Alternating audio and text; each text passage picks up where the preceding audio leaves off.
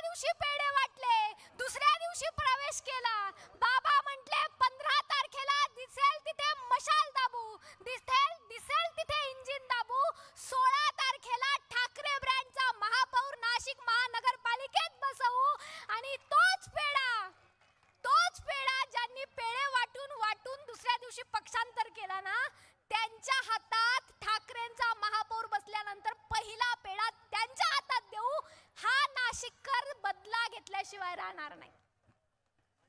काय परिस्थिती आहे नाशिकची, काय परिस्थिती आहे राजकारणाची. महाराष्ट्राचे राजकारण हे अत्यंत सुसंस्कृत राजकारण होतं.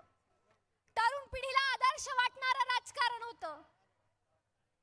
टीव्ही लावली 3 वर्षापासून रोज बातमी.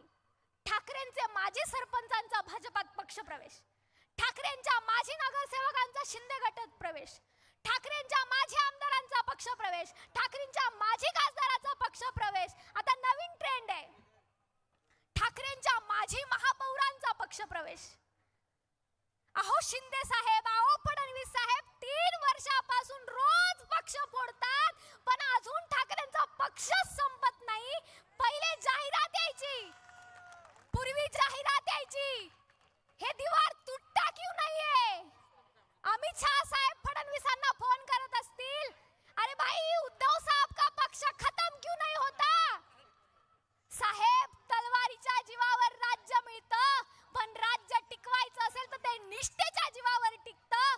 जोपर्यंत ठाकरेंसोबत निष्ठेने उभं राहणारा मतदार आहे, तोपर्यंत तुम्ही कितीही चिन्ह चोरा, पक्ष चोरा, खुर्च्या चोरा, ठाकरे ब्रँड अबाधितच राहील. 3 वर्षापासून रोज माणसं चोरतात, रोज.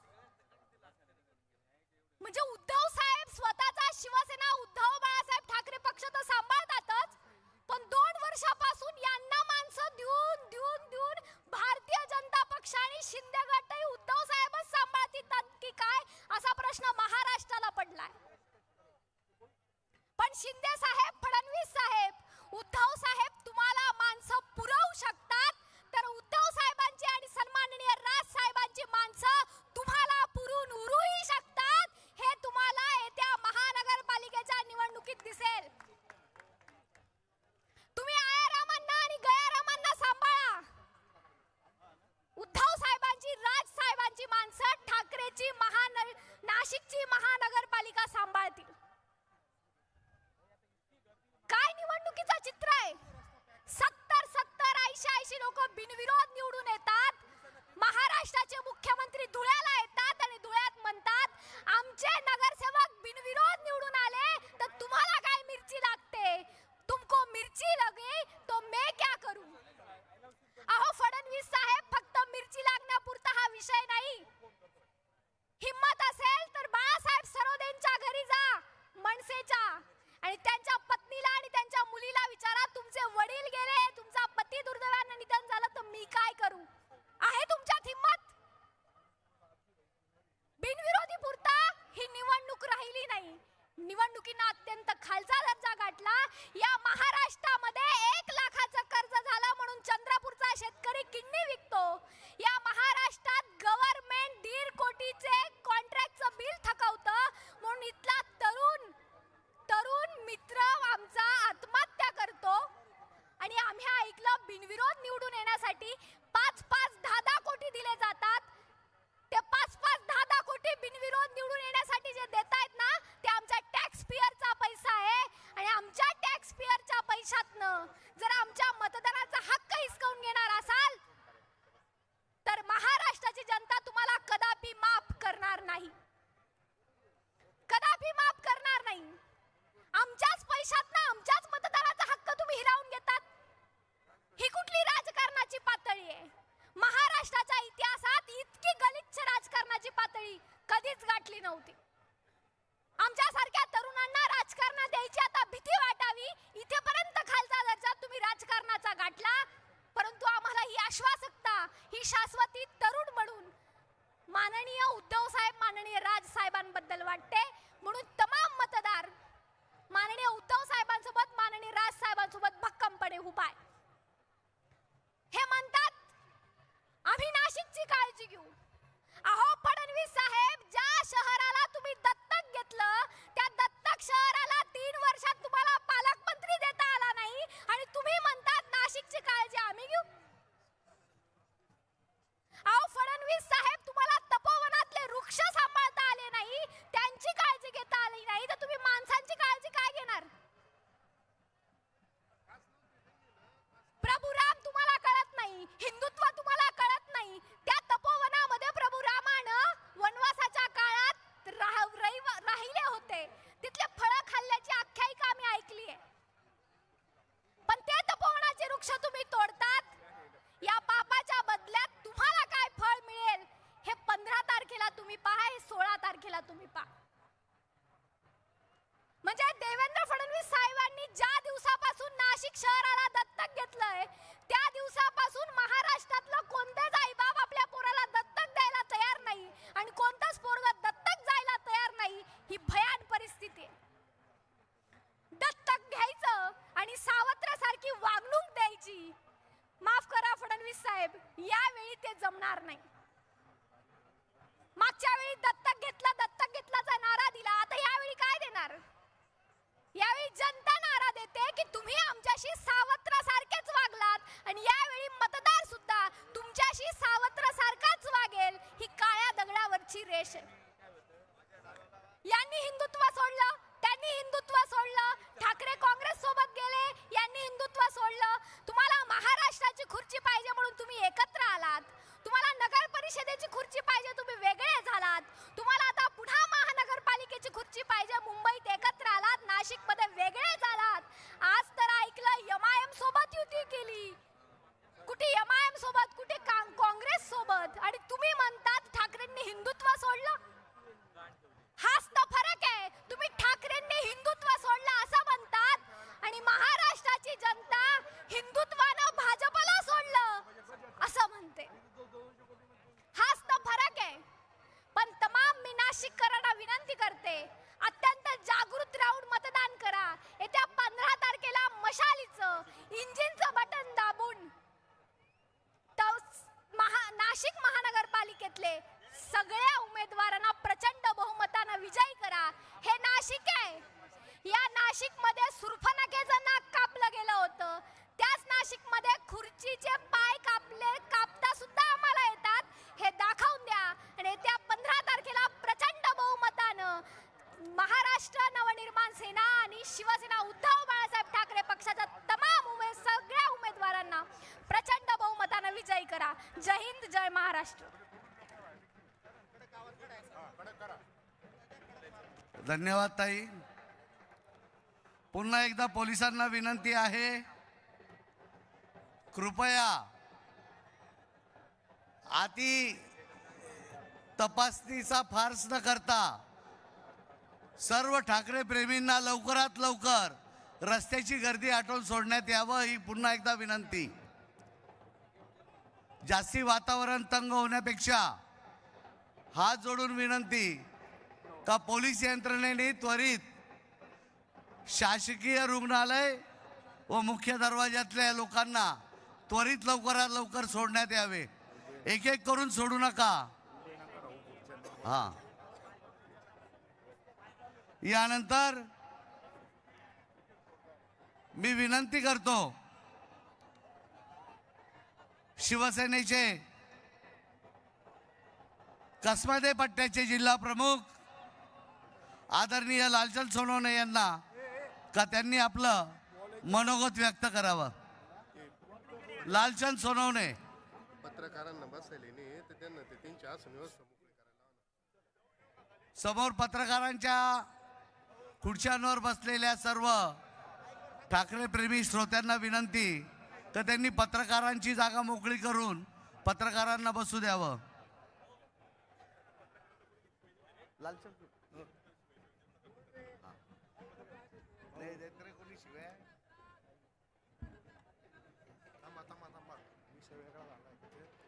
कृपा करून महाराष्ट्र सैनिकांनी, शिवसैनिकांनी संयम बाळगावा.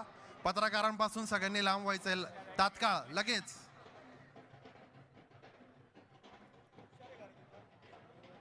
तुषार, सगळ्यांना मागे करा विनंती.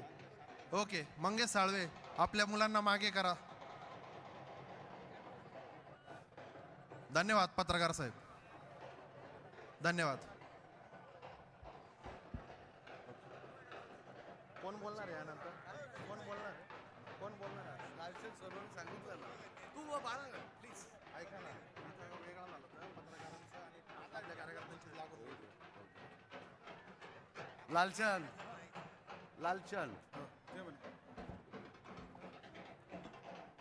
व्यासपीठावर लवकरच आदरणीय उद्धव साहेब ठाकरे, आपले शिवसेनेचे पक्षप्रमुख आणि आदरणीय राजसाहेब ठाकरे यांचं लवकरच आगमन होणार आहे आणि सभेला लवकरच सुरुवात होणार आहे. खरं म्हणजे महानगरपालिकेच्या निवडणुकीचा झंझावात या नाशिक महानगरामध्ये चालू झालेला आहे.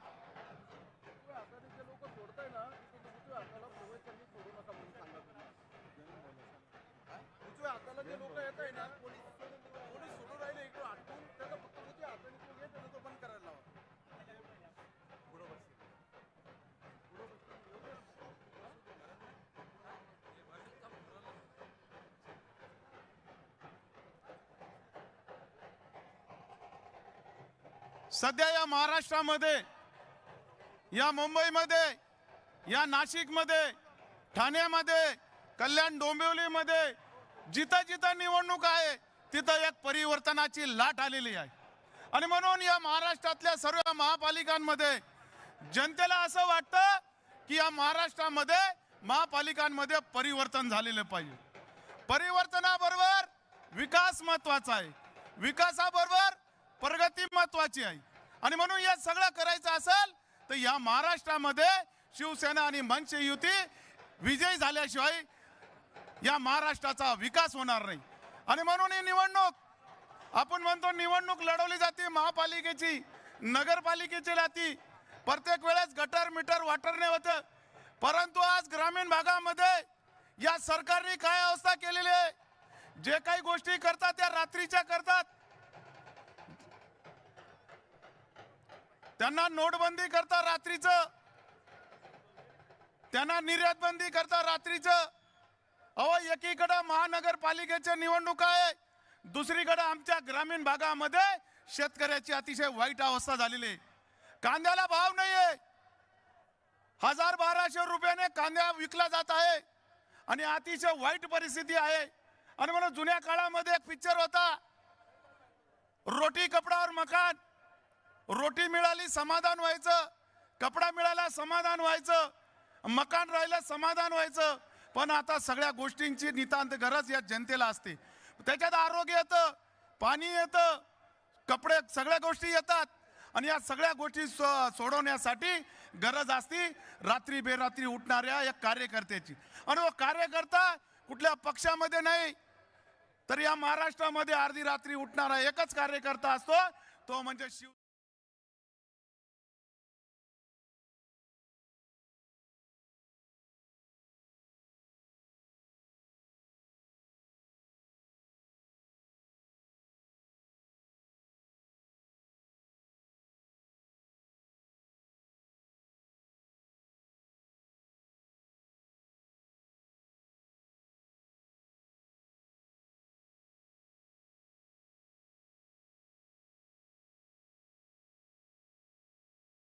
सर्वश्रेष्ठ नाहीये. आणि मग जनतेला काम करणारा कार्यकर्ता लागतो, रात्री बेरात्री उठणारा कार्यकर्ता. आज दहशतीचं राजकारण करतात, ग्रामीण भागामध्ये पैसे वाटप करतात. आज गावागावामधले काय अवस्था करून टाकलेले, शहराची अवस्था बेताल केलं. शहरातले जे नगरपालिका झालं त्यांचे फक्त पैसे वाटून, जे लोक पैसे वाटून काम करतात, निवडून येतात, ते काय जनतेचे प्रश्न सोडवणार येतो? आज आमच्या ग्रामीण भागाची काय अवस्था आहे, शेतकऱ्याची काय अवस्था आहे? 30-30, 32-32 वर्ष झाले मुलांना, परंतु शेतीला भाव मिळत नाही, शेतीसारखा उद्योग नाही. आज शेतकरी राजा म्हटलं जायचं, पण त्याच शेतकऱ्याची आज वाईट अवस्था आहे. आणि म्हणून शेतकऱ्यासाठी दिलासादायक एकच नेते होते, आदरणीय उद्धव साहेब. आणि यांनी अनेक आश्वासन दिले शेतकऱ्याला, कर्जमाफी करू, शेतकऱ्याचा भावाला माल देऊ, सर्व काही आश्वासनांमध्ये गेलं. आज शिवसैनिक फुटत नाही, नेते गेले फरक पडला नाही, सर्वीकडे कार्यकर्ता आहे. कार्यकर्ता जिथं आहे तिथंच आहे आज बी. शिवसेनेचा हा कार्यकर्ता, मंचचा हा कार्यकर्ता. अरे नेते गेले म्हणून काय झालं? काहींना असं वाटतं मी आहे म्हणून पक्ष आहे, मी आहे म्हणून सर्व काही. जिसकी जितकी अहमत उसकी उतनी औकात, जिसकी जितकी अहमत उसकी उतनी औकात. ना वक्त की गर्दिश बदली, ना जमाना बदला, पेड़ सुका तो परिंदे ने ठिकाणा बदला. ज्या ज्या वेळेस स्वार्थासाठी यांनी पक्ष बदलला, स्वतःसाठी गेले, मग तो ग्रामीण भाग राहो शहरी भाग राहो, जनतेला दिलासादायक एकच चित्र असतं, ते म्हणजे शिवसेना आणि मंचचे. सांगा यांनी बीजेपी वाल्यांनी यांची एकतरी रुग्णवाहिका दिसते का? शेववाहिका दिसते का? कधी पोलीस स्टेशनला चक्रा मारताना दिसतात का? रेशन कार्ड काढताना दिसतात का? गोरगरीबांची सेवा करताना दिसतात का? फक्त पैशाने आई करायचं. अहो रात्री या पक्षात, सकाळी त्या पक्षात. तो आणि भ्रष्टाचाराबद्दल हे आम्हाला शिकवतात. संपूर्ण पक्ष भ्रष्टाचारी करून टाकला. आमच्याकडे कडवट आणि निष्ठावान शिवसैनिक आहे आणि म्हणून कडवट आणि निष्ठावान शिवसैनिकांची ही पोच या नाशिक महापालिकेवर भगवा फडकल्याशिवाय राहणार नाही अशी मला खात्री आहे. आणि म्हणून मी सगळ्यांना आवाहन करतो, आता दादागिरीची भाषा राहती, पैशाची, आणि घाबरायचं काही कारण नाही. आता कोणी म्हणतं लक्ष्मी येणार आहे, बहुत लक्ष्मी आणि वाले भाऊ, यायला 50 खोके घेतल्यापासून सगळीकडे लक्ष्मीच दिसते त्यांना. हा, जिकडे जातो तिथे लक्ष्मीच दिसतं त्यांना. त्या 2-3 नगरपालिकेत सभा घेतली, त्या गुलाबरावकडे लक्ष्मी आणीवाले. अरे तुझी पानपट्टी होती ना, आता कुठे लक्ष्मी यायला लागली? हा, आणि म्हणून यांना साहेबांनी मंत्री केलं, आमदार केलं, खासदार केलं, तरी सुद्धा यांची भूक काही झाली नाही, पूर्ण झाली नाही. आणि म्हणून शिवसैनिक हा तळागाळातला रोजी भाकर बांधून काम करणारा शिवसैनिक असतो. याला कुठलाही स्वार्थ नसतो. आज शेतकरी देशोधडीला लागलेला आहे. शेतकऱ्याच्या पोरं या शहरामध्ये राहतात. पिक्चरचं तिकीट 250चं काढतात, नटरंगी नारचं 200चं काढतात. अरे पण कांद्याच्या भावाला 10 रुपये किलो कांदा घेताना आपल्याला लाज वाटते. आणि म्हणून शेतकऱ्याची अतिशय वाईट अवस्था झालेली आहे. शेतमजुराची झालेली आहे, कामगारांची झालेली आहे. जे पेन्शन धारक आहे EPF 95 मधले, त्यांना 1200 रुपये पेन्शन मिळते. राईस प्लेट सुद्धा येत नाही त्या लोकांना. जे ज्येष्ठ कामगार आहेत ते नाशिक महानगरमध्ये शिडको भागामध्ये राहतात. हजारो कामगार आहेत जे रिटायर झालेले आहेत, 25% मरून गेलेले आहेत. लोखंडाशी खेळले, आयुष्य काढलं त्यांनी कंपन्यांमध्ये. बाकीच्या लोकांना 50,000, 60,000, 80,000 पेन्शन आहे. आमच्या EPF 95 वाल्यांना 1200 पेन्शन आहे. आणि दरवेळेस दिल्लीमध्ये आंदोलन होतं, नाशिकमध्ये होतं, मुंबईमध्ये होतं, आश्वासन दिलं जातं, परंतु कामगारांचा EPFचा प्रश्न सुद्धा सोडवला जात नाही या सरकारने. आणि म्हणून माझी खात्री आहे, कामगारांना सुद्धा विनंती आहे, तुमच्या चांगल्या कामासाठी लढणारी शिवसेना आहे महाराष्ट्र नवनिर्माण सेना. EPFचा प्रश्न फार मोठा प्रश्न आहे भाऊ. आज जे रिटायर झाले त्याला घरात कोणी विचारत नाही. आई सरकार बदला आश्वासन देतं. 2000 दिले म्हणजे शेतकऱ्याचं सगळं झालं. इकडे 2000 द्यायचे, इकडे कांद्याचे भाव उतरायचे, इकडे लाडकी बहिणीचे 1500 द्यायचे, इकडे मात्र दारूचे भाव वाढायचे. अरे काय सरकार आहे का काय? आणि म्हणून अशा या महाराष्ट्रामधल्या आम्ही आणि गर्विष्ठ, म्हणजे आपण काहीच आरोप करायचे नाही, ते सगळं कॉन्टॅक्ट आपला अजित पवारांनी घेऊन टाकलेलं आहे त्यांच्याच माणसांनी, म्हणून आपण काही बोलायचं नाही. आणि म्हणून तुम्ही ते अंमलात आणा की या महाराष्ट्रामध्ये जेवढ्या महापालिका आहे, म्हणजे त्यातली नाशिक महानगरपालिका अतिशय पवित्र अशी भूमी, तंत्र आणि मंत्राने असली भूमी, आणि या भूमीला सुद्धा त्यांना नेस्तनाबूत करण्याचं काम आहे. तपोवन मधले वृक्ष तोडण्याचं काम करणार आहेत. अरे काय लावलेलं आहे, इतके सुंदर असे झाडं, ते सुद्धा. पण त्याला सर्वात जास्त विरोध कोणी केला असेल तर आपली मंच आणि शिवसेनेने केलेले. अरे ते आशीर्वाद आहे, परमेश्वराचा आशीर्वाद आहे. आणि जर परमेश्वराचा आशीर्वादच तुम्ही नेस्तनाबूत करणार आहात तर हे योग्य आहे का? आणि म्हणून यांनी जे नी काही नाही, मग तो शिंदे गट असो, भाजपा असो, नाही तर ते घड्याळ असो, यांनी अतिशय वाईट अवस्था केलेली. फक्त सत्तेसाठी यांनी सर्व काही चालवलेलं आहे. यांना सर्वसामान्य कुटुंबासाठी काही घेणं नाही.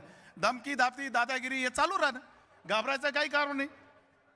मला धमकी यायचे, तुम्ही असं करा, तुम्ही तसं करा. हा, अरे ज्याच्या नशिबात जे राहिलं ते घडतं. एकदा मी एक गाडीचं चालला होता, 4 जण 5 जण घेऊन चालले होते, आणि त्यांच्याकडे बोकड्या होता, बळी द्यायचा होता त्याला. तो बोकड्याचा बळी द्यायचा म्हणून ते देवाला बळी द्यायला गेले आणि तिथं गेल्यानंतर त्यांना तो बोकड्या पळून गेला, ते धरून आणायचे, परत पळायचा, बांधायचे आणि त्या टेम्पोमध्ये टाकायचे, कारण त्या बोकड्याचा बळी द्यायचा होता.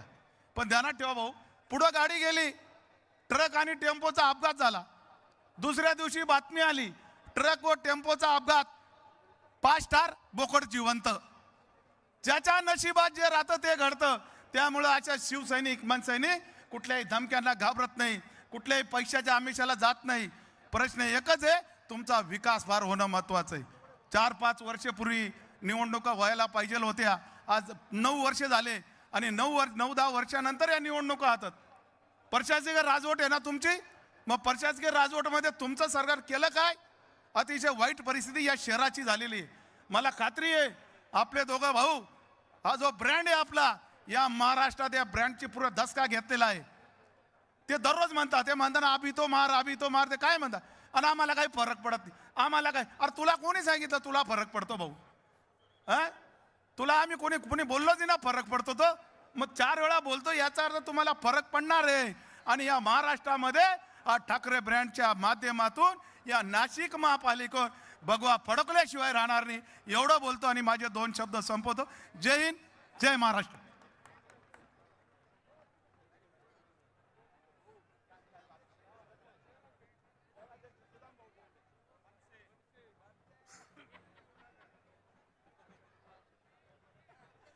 यानंतर मी महाराष्ट्र नवनिर्माण सेनेचे नाशिकचे महानगर प्रमुख आदरणीय सुदाम कोंबडे साहेबांना विनंती करतो तर त्यांनी आपलं मनोगत व्यक्त करावं.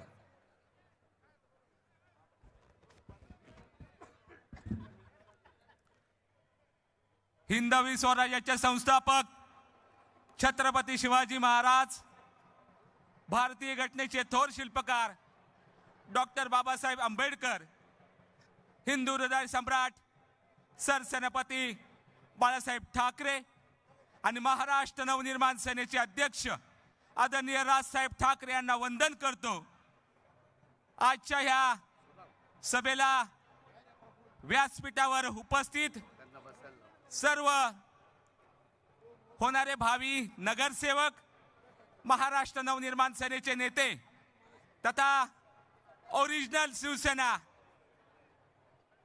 चे नेते व समोर बसलेले सर्व माझ्या महिला भगिनी, ज्येष्ठ नागरिक आणि युवक वर्ग, बंधू आणि भगिनींनो, नाशिक महानगरपालिकेच्या निवडणुकीच्या अनुषंगानं आज नाशिकमध्ये दोन्ही साहेबांचं आगमन झालेलं आहे आणि आपण सर्वजण साहेबांना ऐकण्यासाठी इथं आलेला आहात. म्हणून सांगायला खेद वाटतोय की आपल्या नाशिकची परिस्थिती काय झालेली आहे. नाशिक महानगरपालिकेमध्ये 2012 ते 2017 या कालखंडामध्ये महाराष्ट्र नवनिर्माण सेनेची सत्ता होती. त्यावेळेस आपण जर बघितलं तर प्रचंड मोठ्या प्रमाणामध्ये विकास कामं झाली. त्यानंतर तुम्ही बघा की 2017 ते 2022 या कालखंडामध्ये भारतीय जनता पार्टीची सत्ता होती. आपण बघितलंय की 2017 ते 2022 या कालखंडामध्ये कोणते कामं झाले सांगा हो तुम्ही मला. आणि आज तुम्ही बघताय संपूर्ण शहर खड्डेमय झालेलं आहे. भर पावसामध्ये प्यायला पाणी नाही आहे आणि यांची कुठल्याही पद्धतीनं आपल्या नाशिककरांकडे यांचं लक्ष नाहीये. यांचं लक्ष आहे ते फक्त आपले कार्यकर्ते फोडण्यामध्ये. आपले कार्यकर्ते, आपले जे नेते मंडळी आहे त्यांना आपल्या पक्षामध्ये घेण्यासाठी.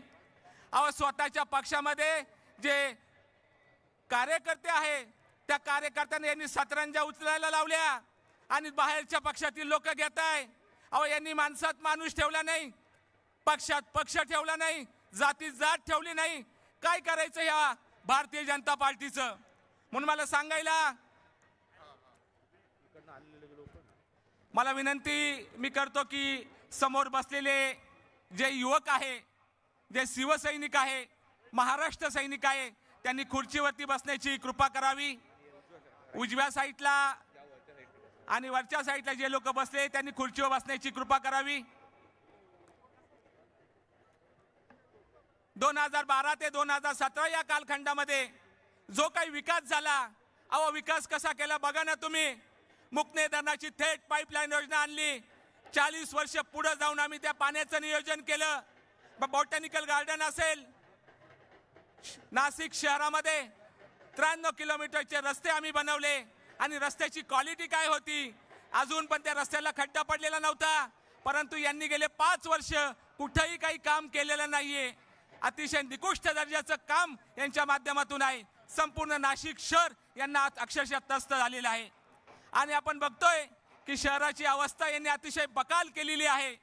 म्हणून मला मतदार बंधू आणि भगिनींना विनंती करायची आहे की खऱ्या अर्थाने जर आपल्याला येणारा कुंभमेळा सक्सेस करायचा असेल, या कुंभमेळ्यामध्ये सुंदर असं काम करायचं असेल, तर तुम्हाला स्थानिक माणसांना बरोबर घेऊन, जे काही आपले भूमिपुत्र आहेत त्यांना बरोबर घेऊन तुम्ही या नाशिक महानगरपालिकेवरती ठाकरे ब्रँडचा महापौर बसवला पाहिजे, अशी मी तुम्हाला आग्रहाची विनंती करेल.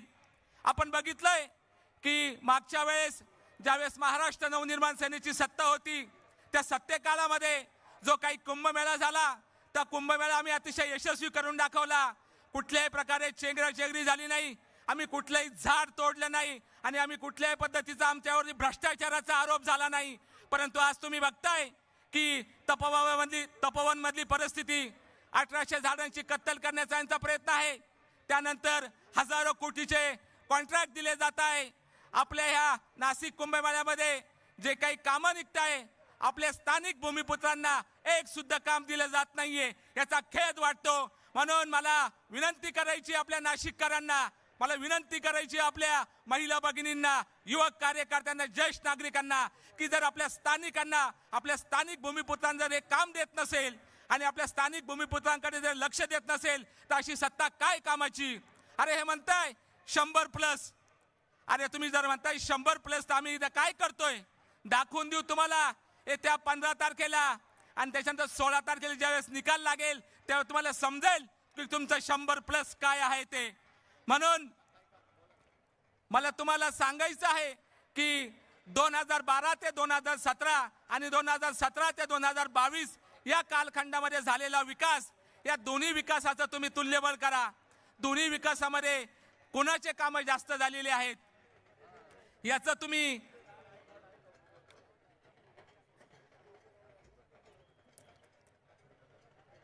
जे काही महाराष्ट्र नवनिर्माण सेनेच्या काळामध्ये जो काही विकास झाला, तो विकास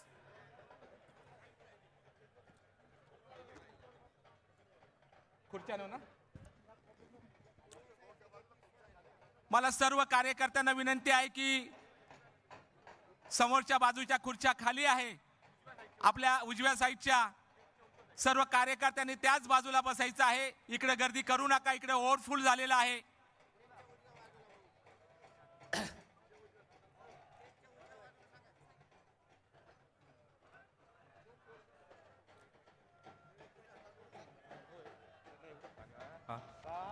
उजव्या साईड स्टेजच्या डाव्या साईडला त्यांना बसायला जागा नाही, त्यांनी उजव्या साईडला खुर्च्या रिकाम्या तिकडे पाठवा. सर्व कार्यकर्त्यांना विनंती आहे की आपण बाजूला खुर्च्या खाली आहेत त्या बाजूला जावं, उजव्या साईडला जावं.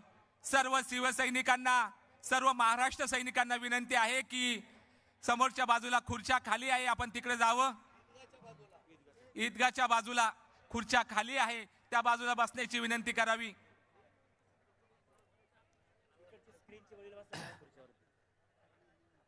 आता मी भाषण करू का सूचना देऊ असा विषय झाला.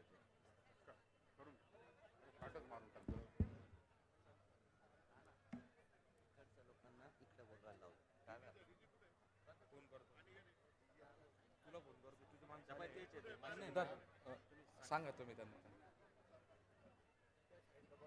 जे मशाली आले कृष्णा साकला, आपण राईट साईडला बसून घ्यायचं आहे. जिथं खुर्च्या खाली आहे हे पेटत्या मशाली. कृष्णा साकला आपल्या सगळ्या कार्यकर्त्यांना घेऊन इकडे ज्या रिकाम्या खुर्च्या आहेत तिकडे सगळ्यांना घेऊन जायचंय. तो हा त्या बाजूचा पूर्ण कोपरा पूर्ण ती सगळ्यांनी बसून घ्यायचंय, कोणी उभं राहायचं नाही. घ्या बोल बोला म्हणजे डिस्टर्ब होते. हां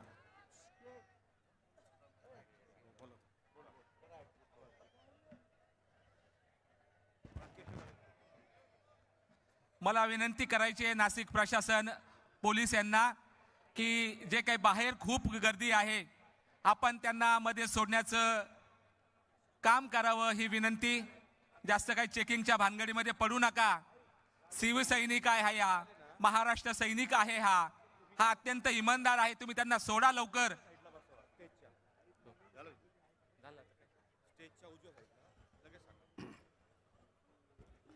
या ठिकाणी सिडको परिसरातील आलेले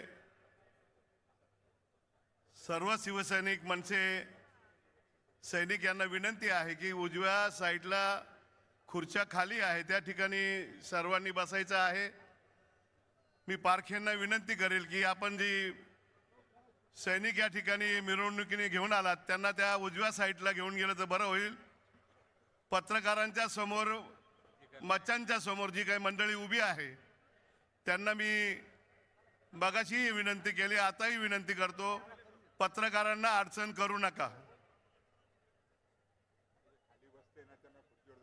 आणि ज्या ठिकाणी खुर्च्या खाली आहे त्या ठिकाणी जाऊन बसा. स्क्रीनच्या बाजूलाही खुर्च्या खाली आहे त्या ठिकाणी जाऊन बसलं तर बरं होईल. मी तेवढी सगळ्यांना विनंती करतो त्या ठिकाणी.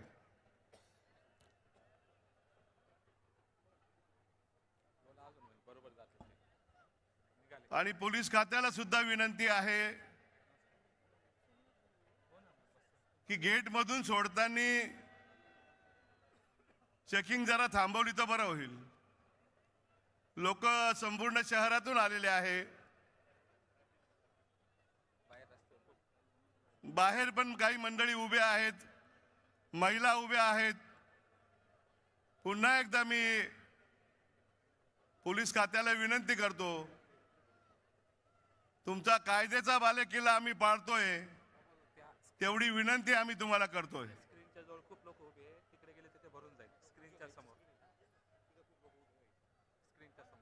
स्क्रीनच्या समोर जी शिवसैनिकांची गर्दी झालेली आहे, मनसे सैनिकांची गर्दी झालेली आहे, त्यांनाही विनंती करतो की मागच्या खुर्च्या खाली आहे, आपण उभं न राहता खुर्च्यावर स्थानपन्न व्हावं एवढी कळकळीची विनंती करतो.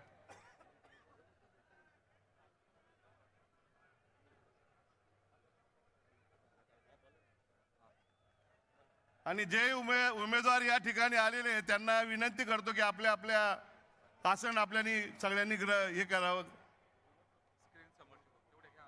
स्क्रीन समोरच्या सगळ्या सैनिकांना मी कणकळीची विनंती करतो की पाठीमागे ज्या खुर्च्या आहेत तिथं जाऊन बसला तर बरं होईल.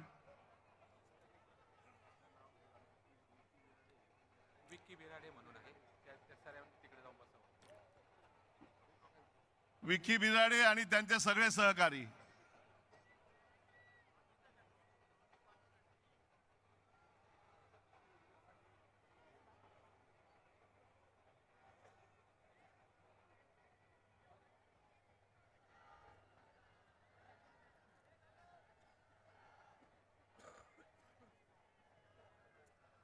यानंतर कोण बोलणार?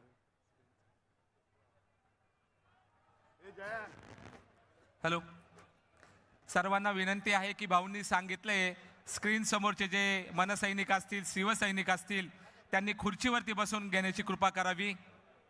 थोड्याच वेळात दोन्ही साहेबांचं इथं आगमन होणार आहे, आपण याची काळजी घ्यावी. यानंतरही काही वक्त्यांना बोलायचं आहे पण आपण उभं राहिला आहात त्यामुळे डिस्टर्ब होतं, याची काळजी घ्या.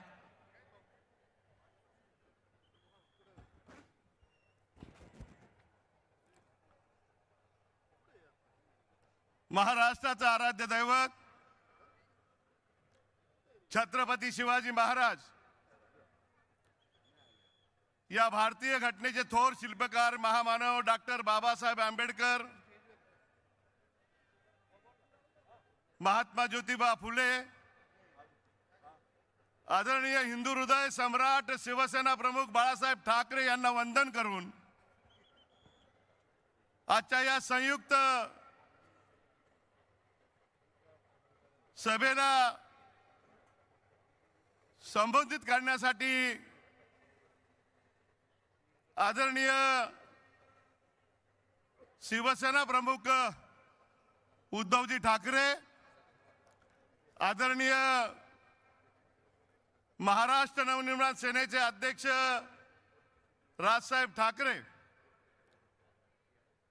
या ठिकाणी थोड्याच वेळात त्यांचं आगमन होणार आहे. उपस्थित बंधू आणि भगिनींनो,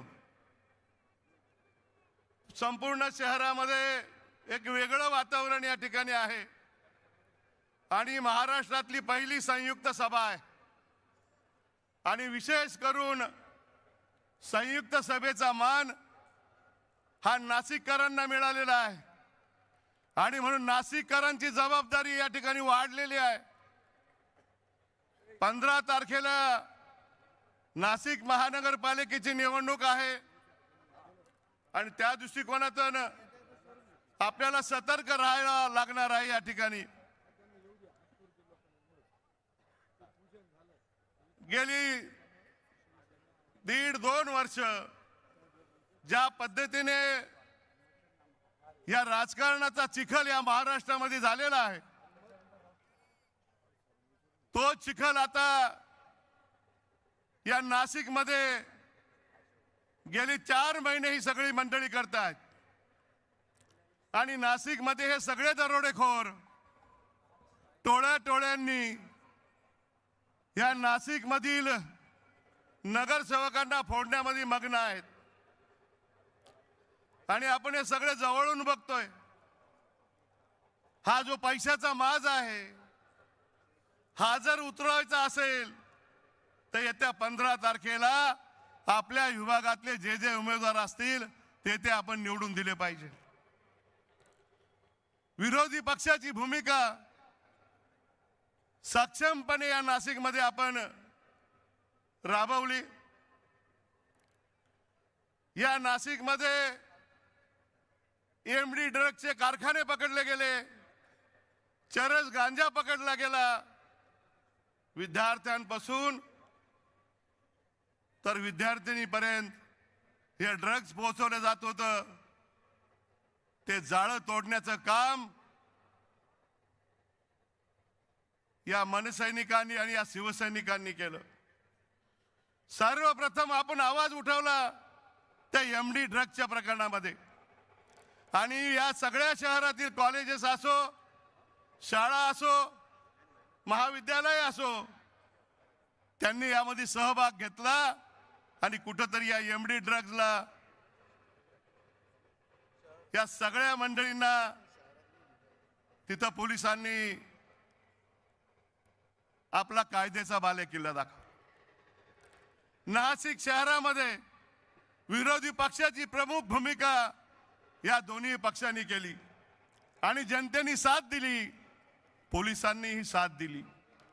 कोयता गँग, गाड्या जाळणं, महाराष्ट्रामध्ये सगळ्यात जास्ती 6 महिन्यामध्ये 54 खून या नाशिक शहरामध्ये झालेत. कोणी बोलायला तयार नाहीत. जे गुन्हेगार आहेत त्यांना आश्रय द्यायचा, त्यांना आपल्या कावेत घ्यायचं, त्यांचा वापर करायचा, एमडी पोहोचवण्यापर्यंत, कोयते पोहोचवण्यापर्यंत त्यांना अभय देणारे कोण हे सुद्धा आज आपल्याला बघावं लागणार.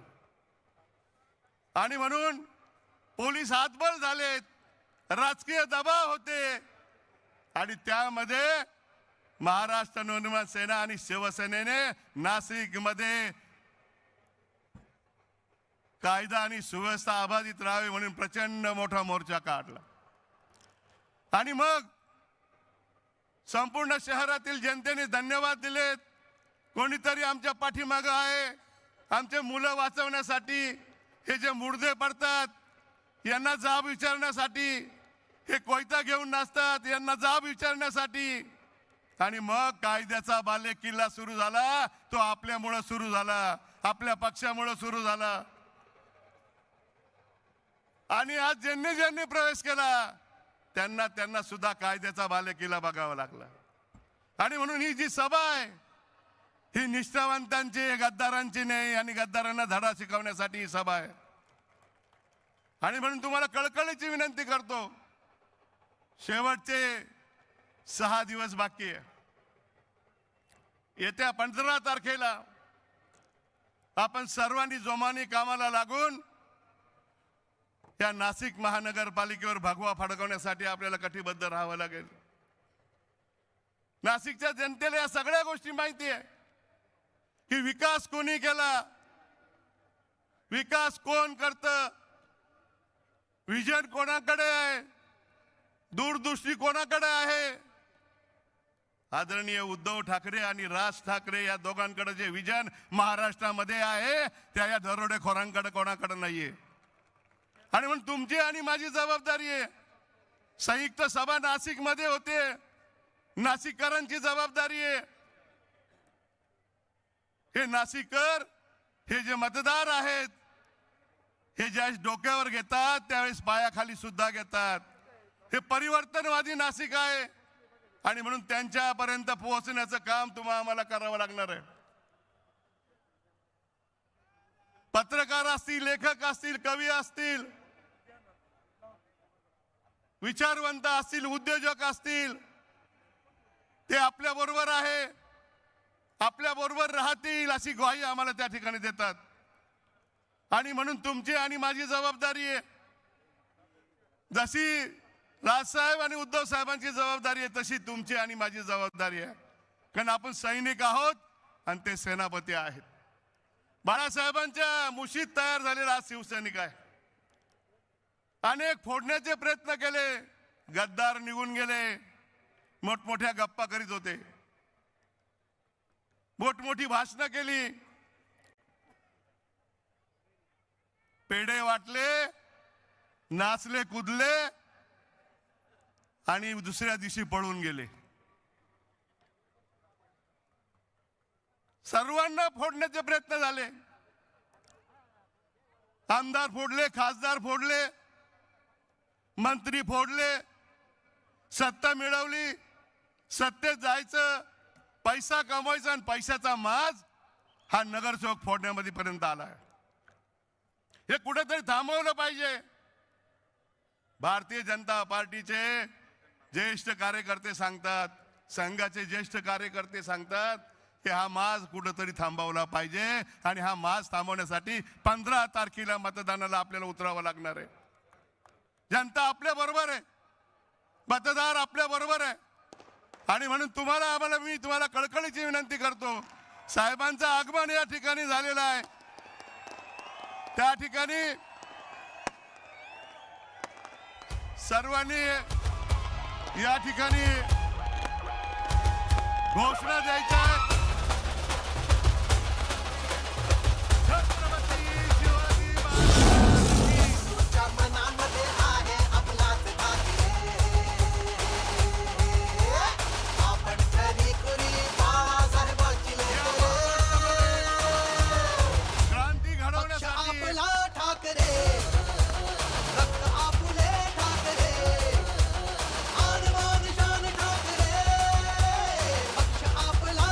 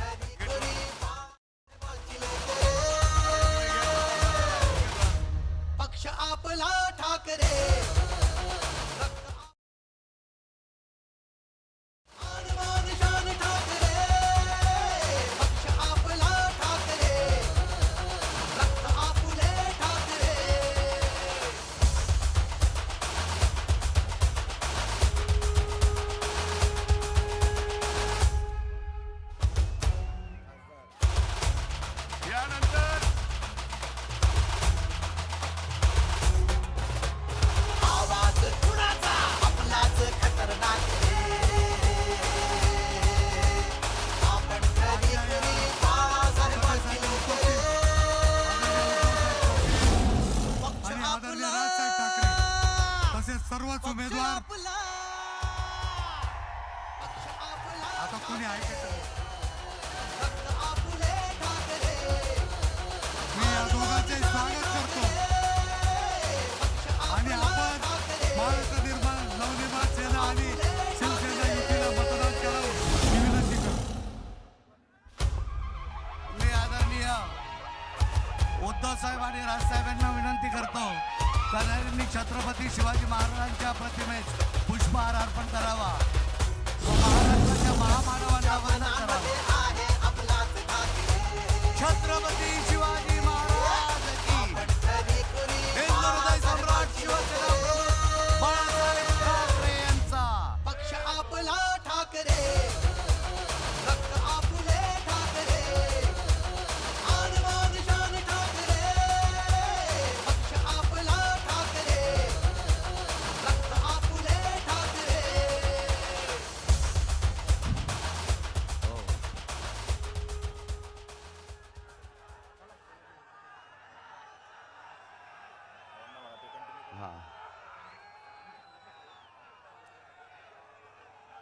आदरणीय उद्धव साहेब ठाकरे व राजसाहेब ठाकरे यांचं आगमन झालेलं आहे. छत्रपती शिवाजी महाराज की हिंदू हृदय सम्राट शिवसेना प्रमुख श्रीमान बाळासाहेब ठाकरे यांचा.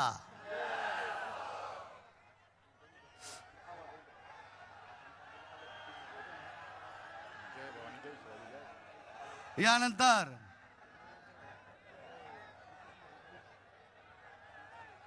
मी महाराष्ट्र नवनिर्माण सेना व शिवसेनेच्या पदाधिकाऱ्यांना विनंती करतो का त्यांनी आदरणीय राजसाहेब व उद्धव साहेब यांचा पुष्पहार घालून भव्य सत्कार करावा. नुसता सत्कार नव्हे तर महाराष्ट्रातून क्रांतीची मशाल पेटून पूर्णपणे विजयाचा सत्कार करावा असं मी सर्व पदाधिकाऱ्यांना विनंती करतो.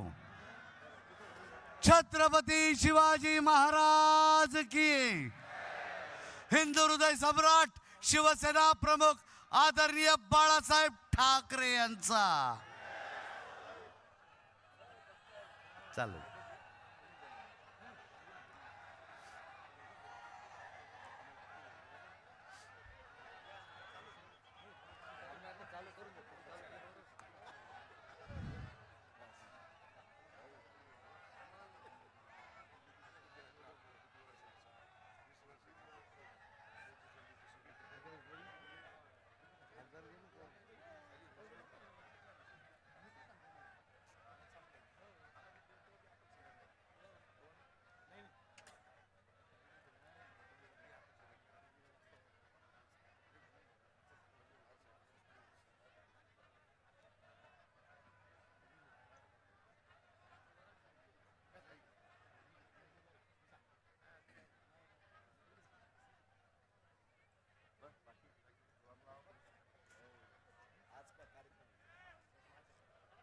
सत्कारानंतर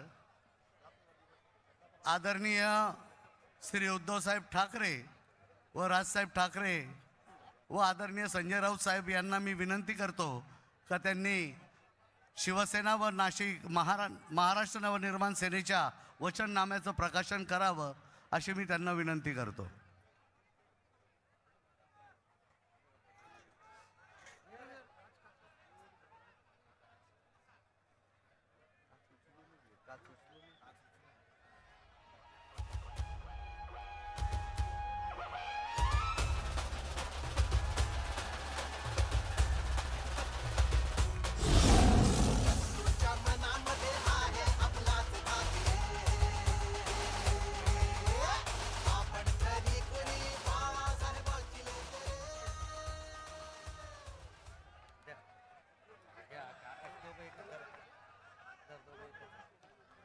यानंतर ज्यांच्या ठाकरी संस्काराच्या बाणाने जे रोज सकाळी संपूर्ण विरोधकांना कामाला लावतात असे शिवसेनेचे जहाल नेतृत्व आदरणीय संजय राऊत साहेब यांना मी विनंती करतो.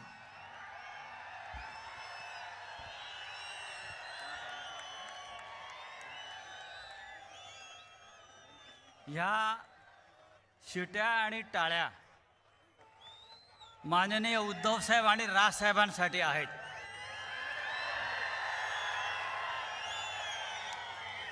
ही एक ऐतिहासिक सभा आहे आणि या सभेमध्ये मशाली पेटलेल्या आहेत. इंजिन पुढे निघालेलं आहे आणि त्या इंजिनाला आणि मशालीला ऊर्जा देण्याचं काम जर कोण करत असेल तर या मैदानात जमलेली लाखो लाखो असे मराठी बांधव, शिवसैनिक आणि मनसैनिक अत्यंत अभिमान बाळगावा अशी ही सभा आहे. माननीय उद्धव आणि राज ठाकरे यांनी आपल्या पहिल्या संयुक्त सभेसाठी नाशिकची निवड केली. यातच नाशिकचं महत्त्व आपल्याला कळलं असेल. उद्धवजींनी आणि राजसाहेबांनी एकत्र येणं ही फक्त राजकीय घडामोड नाही, तर महाराष्ट्राच्या मनातली आग बाहेर पडण्याचा हा क्षण आहे. ही आग आहे आणि दोन राज आणि उद्धव साहेब एकत्र आल्यामुळे ही आग बाहेर काढण्याची संधी आपल्याला मिळते आहे. ही नाशिक आहे. ही नाशिक क्रांतिकारकांची भूमी आहे. ही नाशिक वीर सावरकरांची भूमी आहे आणि ही नाशिक श्रीरामाची सुद्धा भूमी आहे. पण या नाशिकमध्ये जे प्रश्न आहेत ते संपूर्ण महाराष्ट्राचे प्रश्न आहेत. कुंभनगरी, लवकर जिथे कुंभमेळा होईल आणि या कुंभच्या निमित्तानं जो भ्रष्टाचार या नाशिक शहरामध्ये माजलेला आहे तो या हिंदुत्ववाद्यांना शोभणारा नाही. मला आत्ताच कोणीतरी सांगितलं, कुंभाच्या निमित्तानं 50,000 कोटीची कामं निघाली आहेत राजाभाऊ, 50,000 कोटीची. आणि ही सगळी कामं महाराष्ट्राच्या बाहेरच्या कंत्राटदारांना, खास करून गुजरातच्या कंत्राटदारांना मिळत आहेत. मग महाराष्ट्रातल्या आमच्या लोकांनी काय करायचं? नाशिकमधल्या स्थानिक लोकांनी काय करायचं? 50,000 कोटीची कामं गिरीश महाजन नावाचा पालकमंत्री गुजरातच्या ठेकेदारांना देत असेल आणि ही सगळी यादी कोणत्या ठेकेदाराला कोणतं काम द्यायचं हे याची संपूर्ण यादी ही दिल्लीतून आलेली आहे. मला एवढंच सांगायचं आहे की जी आश्वासन या नाशिकच्या बाबतीमध्ये आतापर्यंत आपल्याला मिळालेली आहे ती सगळी फोल ठरली. स्मार्ट सिटी करणार होते नाशिक, स्मार्ट सिटी. 100 जी शहरं काढली स्मार्ट सिटी बनवण्यासाठी त्याच्यामध्ये नाशिक होतं आणि 31 डिसेंबर 2025 पर्यंत या स्मार्ट सिटीचं काम पूर्ण करण्याचा निर्णय झालेला होता. पण आजही नाशिकची अवस्था ही पाटणा आणि लखनौपेक्षा वाईट आहे. जाऊन रस्ते बघा, पाणी पुरवठ्याचे प्रश्न बघा. नाशिकमध्ये 5-5 दिवस पाणी मिळत नाही लोकांना. पाण्याचं खाजगीकरण करण्याचा विषय सुरू आहे. कोणासाठी? तर ठेकेदारांसाठी. या राज्याचे मुख्यमंत्री देवेंद्र फडणवीस यांनी नाशिक शहर दत्तक घेतलं होतं. दत्तक घेऊन केलं काय? सावत्र भावापेक्षा वाईट अवस्था देवेंद्र फडणवीस यांनी या नाशिक शहराची केली आहे. आज नाशिक शहरामध्ये सगळ्यात जास्त का उपलब्ध असेल तर ते अंमली पदार्थ, ड्रग्स. शाळा आणि कॉलेजच्या टपरी बाहेर जाल तिथे तुम्हाला मोठ्या प्रमाणामध्ये विद्यार्थ्यांपर्यंत ड्रग्स पोचवलं जात आहे, अंमली पदार्थ पोचवले जात आहेत. आणि याचा सामना करण्यासाठी शिवसेना आणि महाराष्ट्र नवनिर्माण सेनेनं या नाशिक शहरामध्ये सगळ्यात मोठं आंदोलन उभं केलं होतं. हे मी आपल्याला यासाठी सांगतो, ज्यांच्या हातामध्ये आपण नाशिकची सूत्र गेल्या 10 वर्षापासून दिलेली आहेत त्यांनी नाशिक शहराची पूर्ण सत्यानाश केला, पूर्ण विल्हेवाट लावला. म्हणून आज या व्यासपीठावर ही जी ताकद तुम्हाला दिसते आहे ही ताकद तुम्ही विजयी करा, नाशिकच्या महानगरपालिकेत पाठवा आणि या नाशिकचा चेहरा मोहरा बदलण्याची जबाबदारी शिवसेना आणि महाराष्ट्र नवनिर्माण सेनेवर सोपवा. आणि मग तुम्हाला मी सांगतो की जसं नाशिक तुम्हाला अपेक्षित आहे तसं नाशिक घडवण्यासाठी माननीय उद्धव साहेब, माननीय राज साहेब हे पुढे आल्याशिवाय राहणार नाही. या नाशिक शहरामध्ये मी अनेक वर्ष ऐकतो का IT पार्क होणार, IT पार्क होणार, IT पार्क होणार. स्मार्ट सिटीमध्ये त्याचा एक उपक्रम होता. त्याचं काय झालं? कुंभच्या निमित्तानं तपोवनामध्ये 2000च्या आसपास झाडांची कत्तल केली. हिंदुत्ववादी सरकार आहे म्हणून त्यांना मी सांगू इच्छितो, नरेंद्र मोदींना या व्यासपीठावरून सांगू इच्छितो, काही महिन्यापूर्वी नरेंद्र मोदींनी अयोध्येमध्ये धर्मध्वजा फडकवली. धर्मध्वजा, त्या धर्मध्वजेवरती झाडाचं चित्र आहे. त्या धर्मध्वजेवरती झाडाचं चित्र आहे, तुम्ही पहा. आणि या श्रीरामाच्या भूमीमध्ये तुम्ही बिल्डरांच्या सोयीसाठी 2000 झाडांची कत्तल केली. ज्या ठिकाणी ही झाडं तोडलेली आहेत आज, ती संपूर्ण जमीन भविष्यामध्ये बिल्डरांच्या ताब्यात देण्याचं काम सुरू आहे. कारण हा बिल्डर भारतीय जनता पक्षाचा उमेदवारांचा खर्च करणार अशी माझी माहिती आहे या निवडणुकीमध्ये. आणि म्हणून या झाडांची कत्तल त्यांच्या सोयीसाठी करण्यात आलेली आहे. त्र्यंबकेश्वरच्या रोडला आपल्या सामान्य मराठी माणसांच्या घरावरती बुलडोझर फिरवला. विकासाच्या नावाखाली, कुंभच्या नावाखाली. वर्षानुवर्ष ज्यांचे तिकडे व्यवसाय आहेत, घरं आहेत, त्याच्यावरती बुलडोझर फिरवून हजारो आमच्या मराठी बांधवांना बेघर केलं. अशा प्रकारचा तुगलकी कारभार या नाशिक शहरामध्ये हिंदुत्वाच्या नावानं सुरू आहे. हे सगळं आपल्याला थांबवायचं आहे, हे सगळं आपल्याला रोखायचं आहे. आणि त्यासाठी एकच शक्ती, शिवशक्ती जे व्यासपीठावरती आणि समोर उपस्थित आहे, ही शिवशक्तीच हे सगळं रोखू शकेल. आपल्याला उद्धवजींना, राजसाहेबांना ऐकायचं आहे. मी आपला फार वेळ घेणार नाही, पण या मैदानावर जी शक्ती जमलेली आहे, या शिवशक्तीमध्ये या नाशिकमध्ये परिवर्तन करण्याची संपूर्ण ताकद आहे. मला खात्री आहे की आपण सगळे, उद्धव साहेब, राज साहेब एकत्र आलेले आहेत. हे नाशिकसुद्धा त्यांच्या पाठीशी ठामपणे उभे राहील आणि या नाशिकमध्ये बदल घडवेल, परिवर्तन घडवेल. आणि भ्रष्ट राज्यकर्ते, ज्याने नाशिकची महानगरपालिका लुटली, ज्याने नाशिक शहर लुटलं, ज्याने नाशिकमध्ये भ्रष्टाचाराची वाळवी लावली, त्या सगळ्यांना आपण कायमचं घरी पाठवल्याशिवाय राहणार नाही. इतकंच बोलतो आणि तूर्त थांबतो. जय हिंद, जय महाराष्ट्र. यानंतर मी आदरणीय श्री राजसाहेब ठाकरे यांना विनंती करतो की त्यांनी या महाप्रचंड सभेस प्रबोधित करावे.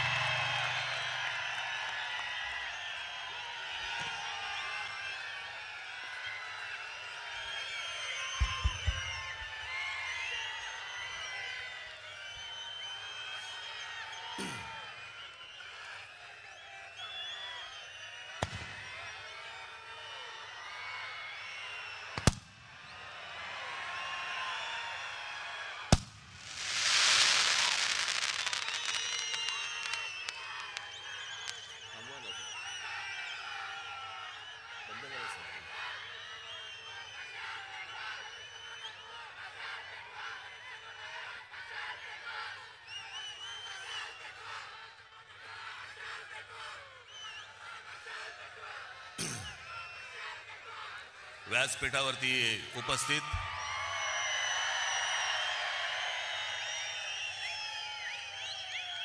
शिवसेना पक्षप्रमुख श्री उद्धव ठाकरे,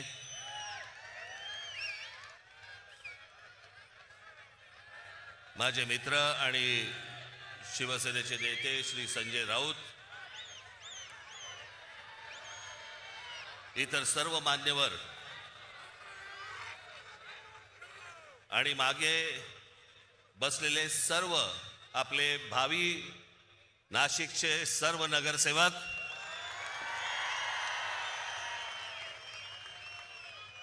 आणि माझ्या जमलेल्या सर्व तमाम मराठी बांधवांनो, भगिनींनो आणि मातांनो,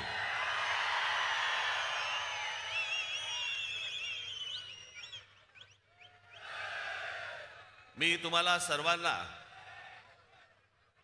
योग्य वेळ सांगेन त्यावेळेला घोषणा द्यायच्या. तोपर्यंत आपण शांत राहा. आज अनेक वर्ष रखडलेल्या याची कारणं कोणालाही देता येणार नाहीत, सांगता येणार नाहीत, कारण कळलीच नाहीत की इतकी वर्ष या निवडणुका घ्यायला का लागल्या, कशासाठी लागल्या. 4 वर्षापूर्वी मुदत संपून देखील या महानगरपालिकेच्या निवडणुका का होत नव्हत्या. मला असं वाटतं की का होत नव्हत्या हे पहिल्यांदा याचं उत्तर हे आत्ताच्या सरकारने दिलं पाहिजे. आणि मग इतक्या वर्षानंतर ज्या वेळेला निवडणुका होत आहेत त्याच्यानंतर ज्या प्रकारचा गोंधळ या महाराष्ट्रामध्ये आत्ता सगळा सुरू आहे,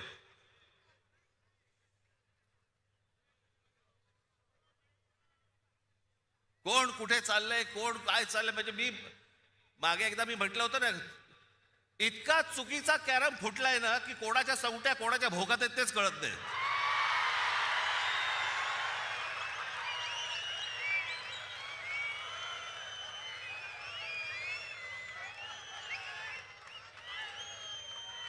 प्रत्येकाला विचारलं लागतं आज कुठे. काही जण तर वेडे पिसे झालेत, वेडे पिसे. त्या दिवशी मला कळलं कोणीतरी एकाने छाननीच्या वेळेला, म्हणजे ते फॉर्म भरायची तारीख मुदत निघून गेली होती फॉर्म भरायची, छाननीच्या वेळेला समोरच्याचा एबी फॉर्म घेतला आणि गिळून टाकला. बरं, वेळ नव्हता, दिवसही नव्हते. एखादा दिवस मिळाला असता तर सकाळी बाबा वाट तरी बघता आली असते त्याची की एबी फॉर्म बाहेर येईल, बाहेर येईल, बाहेर येईल, मग नंतर फॉर्म भरू. ती वेळ नाही दिली. कोणत्या थराला गेलेत निवडणुका. या महाराष्ट्रामध्ये 60-60, 70-70 माणसं उमेदवार सत्ताधारी पक्षाचे बिनविरोध निवडून येतात.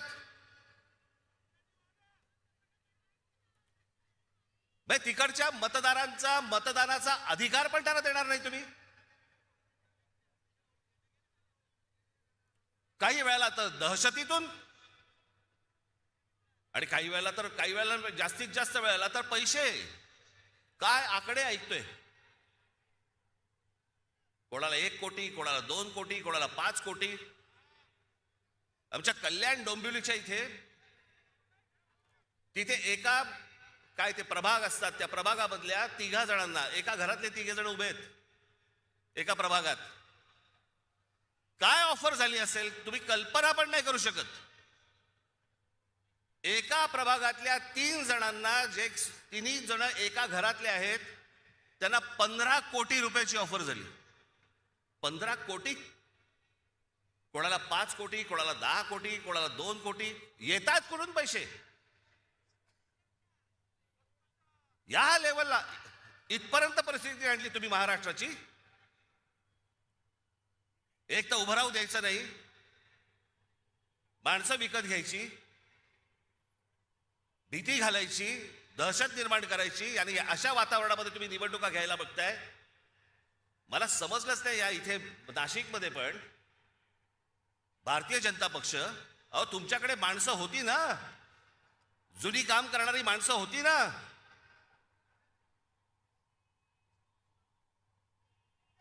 म्हणजे 52 साली जन्माला आलेला एक पक्ष, 52 साली जनसंघ नावाने, त्यांना 2026ला पोरं भाड्याने घ्यावी लागतात.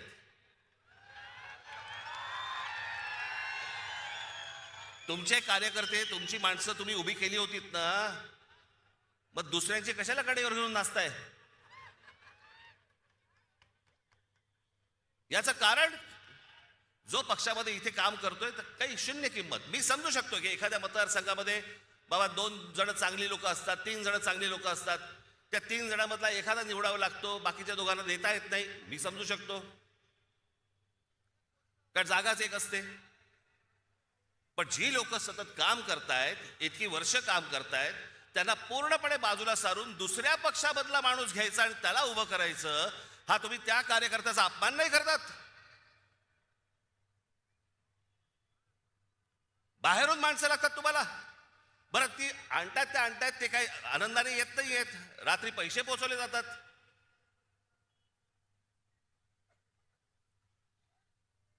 म्हणजे आमचे मित्र आता संजय राऊत आता म्हणाले तपोवनातली झाडं इथे त्याला छटायची आहेत त्या महाजनना.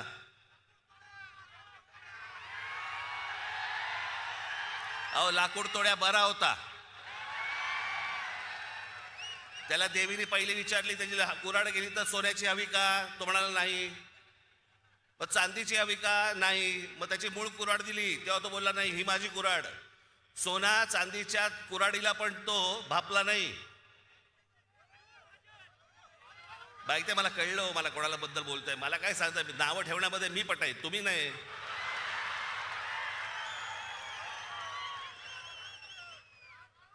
पण झाडं पण छाटायची ना, पण झाडं छाटायच्या अगोदर स्वतःच्या पक्षामधले कार्यकर्ते छाटले.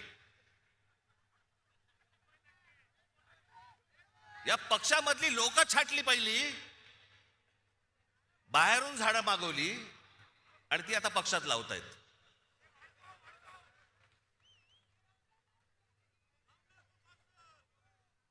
ही कोणती परिस्थिती, हे कोणतं राजकारण, हे कोणत्या निवडणुका चालू आहेत महाराष्ट्रामध्ये?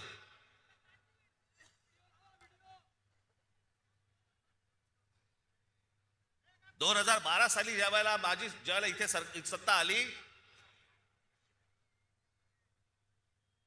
17 साली इथे फडणवीस आले आणि म्हणाले मी नाशिक म्हणे मी दत्तक घेतो.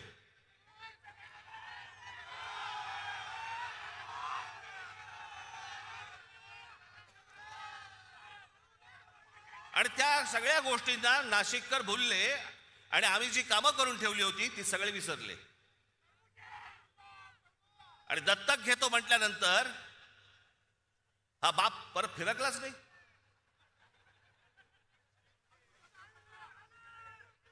काय काय गोष्टी करतो म्हणून सांगितल्या होत्या, कोणत्या कोणत्या गोष्टी करतो म्हणून सांगितल्या होत्या.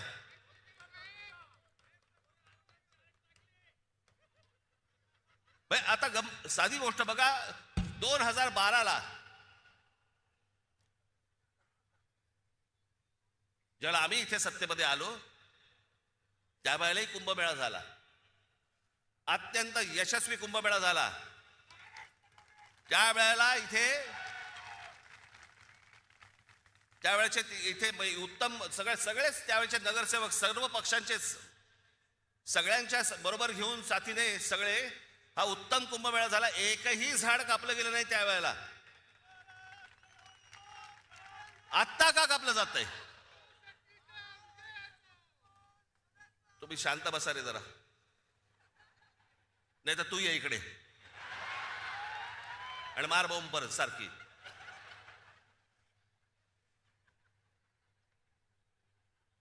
एकही झाड कापलं नाही त्यावेळेला. उत्तम सुंदर चांगल्या पद्धतीने सगळे जेवढे साधू संत आले होते त्या सगळ्यांनी सांगितलं की उत्तम कुंभमेळा झाला.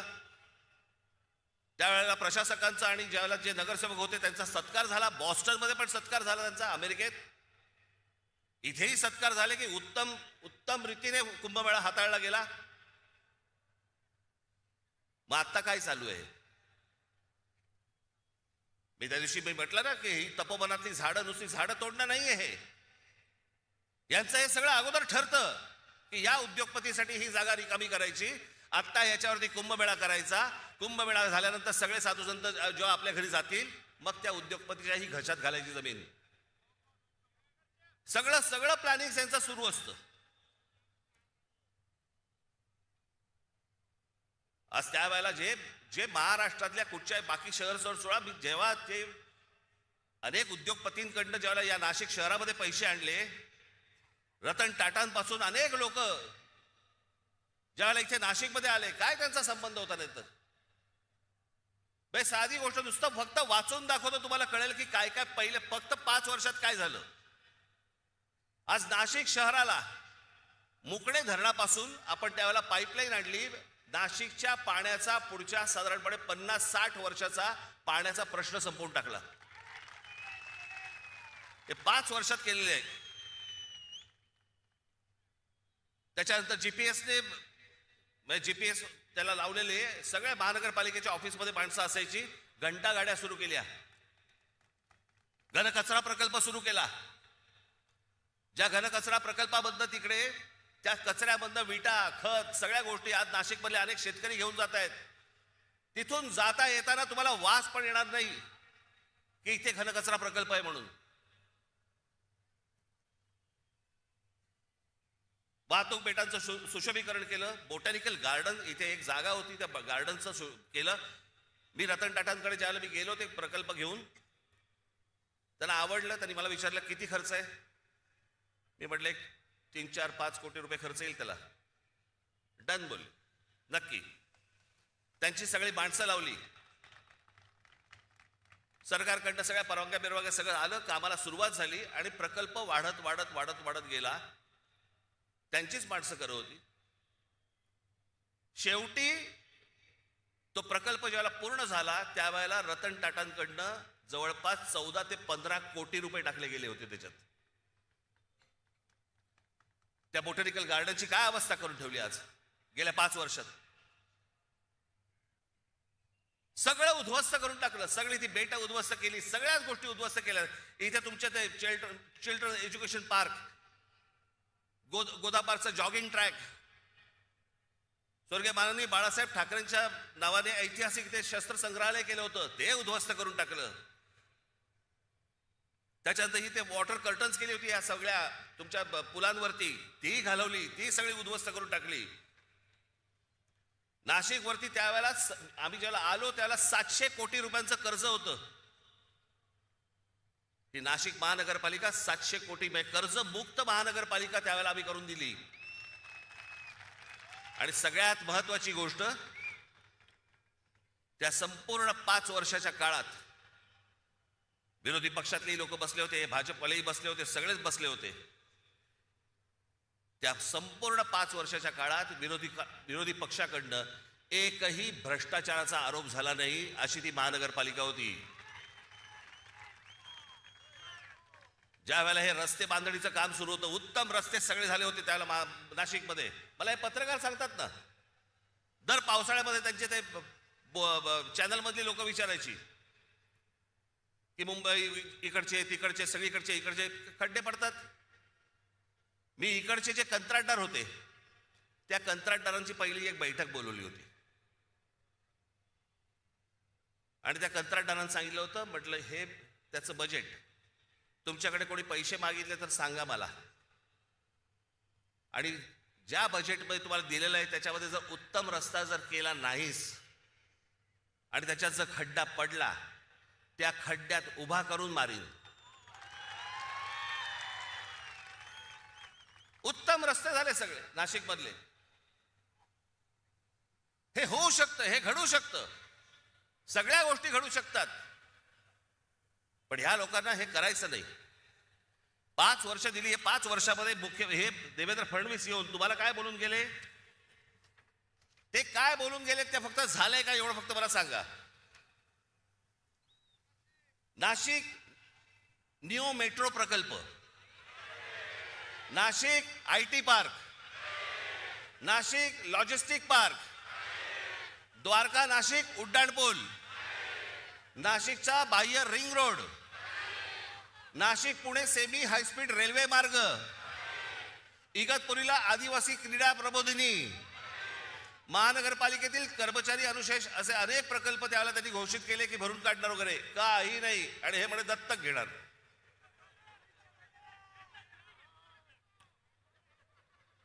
याला कामं नाही करायचे. धर्माच्या नावावरती, जातीच्या नावावरती फक्त तुम्हाला भुलवायचं. आज अनेक महिला इथे आलेल्या आहेत. ती ह्याची योजना आणली, काय ती लाडकी बहिणी योजना, लाडक्या बहिणी योजनेबद्दल 1,500 रुपये दिले. महागाई किती वाढली हो. हा, ते 1,500 रुपये तुमचे 15 दिवसात निघून गेले. साधा सिलेंडर 1,000 रुपये आहे, कुठे टिकणार आहे 1,500 रुपये. मला आपल्याला फक्त एवढंच सांगायचंय, पुढच्या ज्या पिढ्या असतील, आज तुमची मुलं असतील, आज अनेक या महाराष्ट्रामधले अनेक उमेदवार आहेत किंवा अनेक लोक आहेत, त्यांची मुलं काय विचार करतील, काय आमच्या भवितव्याकडे आमच्याकडे कोणी बघितलं नाही का? आमचा बाप विकला गेला. आमच्या आईने पैसे घेतले आणि आमच्याकडे पुढे भविष्य जे आहे आमचं हे काही घडलंच नाही. आमची शहरं चांगली घडलीच नाहीत. शहरात राहण्यासारखं काहीच नाही. आज अनेक मुली तरुणी आहेत, महाराष्ट्रामध्ये आहेत, देशामध्ये आहेत. का परदेशी जातात हो? कशासाठी परदेशी जात आहेत? शिक्षण तर इथेही मिळू शकतं, कदाचित नोकरीही इथे मिळू शकते, पण जात आहेत कशासाठी? सभोवतालचं वातावरण सगळं बकाल, रस्त्याला चांगले फुटपाथ नाहीत, ट्रॅफिक वाढलाय, रहदारी सगळीकडे, कशाला काही आटोक्यातच नाहीये काही गोष्टी. अशा लोकांच्या हातामध्ये तुम्ही शहरं देणार आहात? मला खरंच 2017 साली मला इतकं वाईट वाटलं की अरे म्हटलं एवढ्या सगळी माणसं मी त्यावेळेला आणली. आनंद महिंद्रापासून, रतन टाटांपासून, सगळे अंबानींपासून सगळी लोक इथे मी आणली, जी कधी कुठच्या शहरामध्ये गेली नाही ती ह्या सगळ्या शहरामध्ये आणली. एवढे सगळे प्रकल्प, एवढ्या सगळ्या गोष्टी उभ्या केल्या आणि उभ्या केल्यानंतर पाहायला काय मला मिळालं? पराभव. आणि ज्या लोकांनी काहीच नाही केलं गेल्या 5 वर्षामध्ये त्यांच्या भूलथापांना बळी पडलात. आजही हेच चालू आहे त्यांचं. पैसे वाटायचे, बाकीच्या सगळ्या गोष्टी करायच्या, बोगस वोटिंग करायचं, घराघरात जाऊन पैसे वाटायचे. आज पैसे घ्यायला किती दिवस टिकणार तुमच्याकडे? किती दिवस राहणार आहेत? पण तेवढ्याशा एका किमतीसाठी आपण अख्खं शहर दावडीला बांधतो आहोत. आपल्या चिल्ल्या पिल्ल्यांचं भवितव्य आपण दावडीला बांधतो आहोत, याचाही आपल्याला विसर पडला. कशासाठी निवडणुका लढवायच्या? मग राजकारण हा निवडणुका हा काय नुसता खेळ बनवून ठेवला का आपण? पैसे घ्यायचे आणि मतदान करायचं आणि मग 5 वर्ष बोंबलत राहायचं की ह्यांनी काही नाही केलं, ह्यांनी असंच केलं, ह्यांनी तसंच केलं, हे खोटं बोलले. परत 5 वर्षानंतर परत येणार, हे पैसे वाटणार. हाच खेळ खेळायचा असेल तर खेळा बाबा. तुम्ही तुम्हाला उत्तम शहर घडवायचं असेल, उत्तम भवितव्य घडवायचं असेल, आपल्या चिल्ल्या पिल्ल्यांचं देखील त्यांना असं वाटलं पाहिजे की या शहरात राहावं असं जर वाटत असेल, आज मी तुम्हाला सांगतोय, आज शिवसेना आणि महाराष्ट्र नवनिर्माण सेनेच्या हातामध्ये तुम्ही आज सत्ता देऊन बघा. तुम्हाला नाशिकमध्ये पुन्हा चमत्कार घडवल्याशिवाय मी राहणार नाही. हे सगळे इथे बसलेले सगळे जे आज उमेदवार आहेत, उद्याचे सगळे नगरसेवक असतील, पण सगळेजण तुम्ही जर ताकदीने आज उभे राहिलात आमच्या पाठीशी आणि बाकीच्या पेकाडात लाथ घातलीत, तो समोर बोर्ड दिसतोय मला तिकडे क्रिकेटचा, त्याच्यावर लिहिले टोटल. शिवसेना आणि महाराष्ट्र नवनिर्माण सेना यांचे नगरसेवक किती निवडून येणार? मला तिकडे 100चा आकडा पाहिजे मला त्या बोर्डावरती. कुठेही बेसावत राहू नका, कुठेही गाफील राहू नका, कुठेही विकले जाऊ नका, कुठच्याही जातीपातीच्या धर्माच्या कुठच्याही नावाखाली येऊ नका. हे शहर उत्तम करायचंय, सुदृढ करायचंय, सुंदर करायचंय, चांगलं करायचंय, येणाऱ्या पिढ्यांच्या भवितव्यासाठी चांगलं करायचंय. याच्यासाठी सगळेजण सज्ज व्हा. एवढंच फक्त सांगण्यासाठी आज आपल्यासमोर आलो. आपण सगळेजण इतक्या मोठ्या संख्येने इकडे आलात, आपण त्याबद्दल मी तुमचा सगळ्यांचा मी आभारी आहे. धन्यवाद. जय हिंद, जय महाराष्ट्र.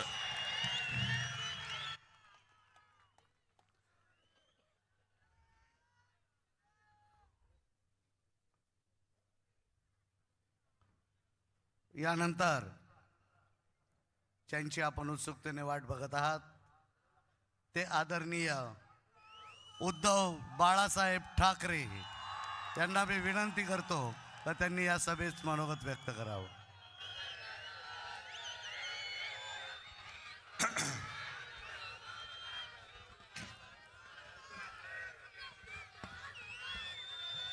जमलेल्या माझ्या तमाम हिंदू बांधवांनो, भगिनींनो आणि मातांनो, या गेल्या 2 वर्षातली माझी ही 4थी सभा आहे. पण आजच्या सभेत मला खूप आनंद होतोय, कारण माझ्यासोबत माझा भाऊ आणि महाराष्ट्र नवनिर्माण सेनेचा अध्यक्ष राज,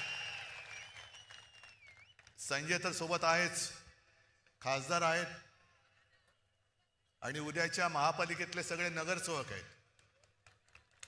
या भावी नगरसेवकांना सांगतो की ही सगळी जनता ही तुमच्याकडे अपेक्षेने पाहते. त्यांच्या व्यथा काय आहेत याचा उल्लेख राजनी पण केला, संजयने पण केला.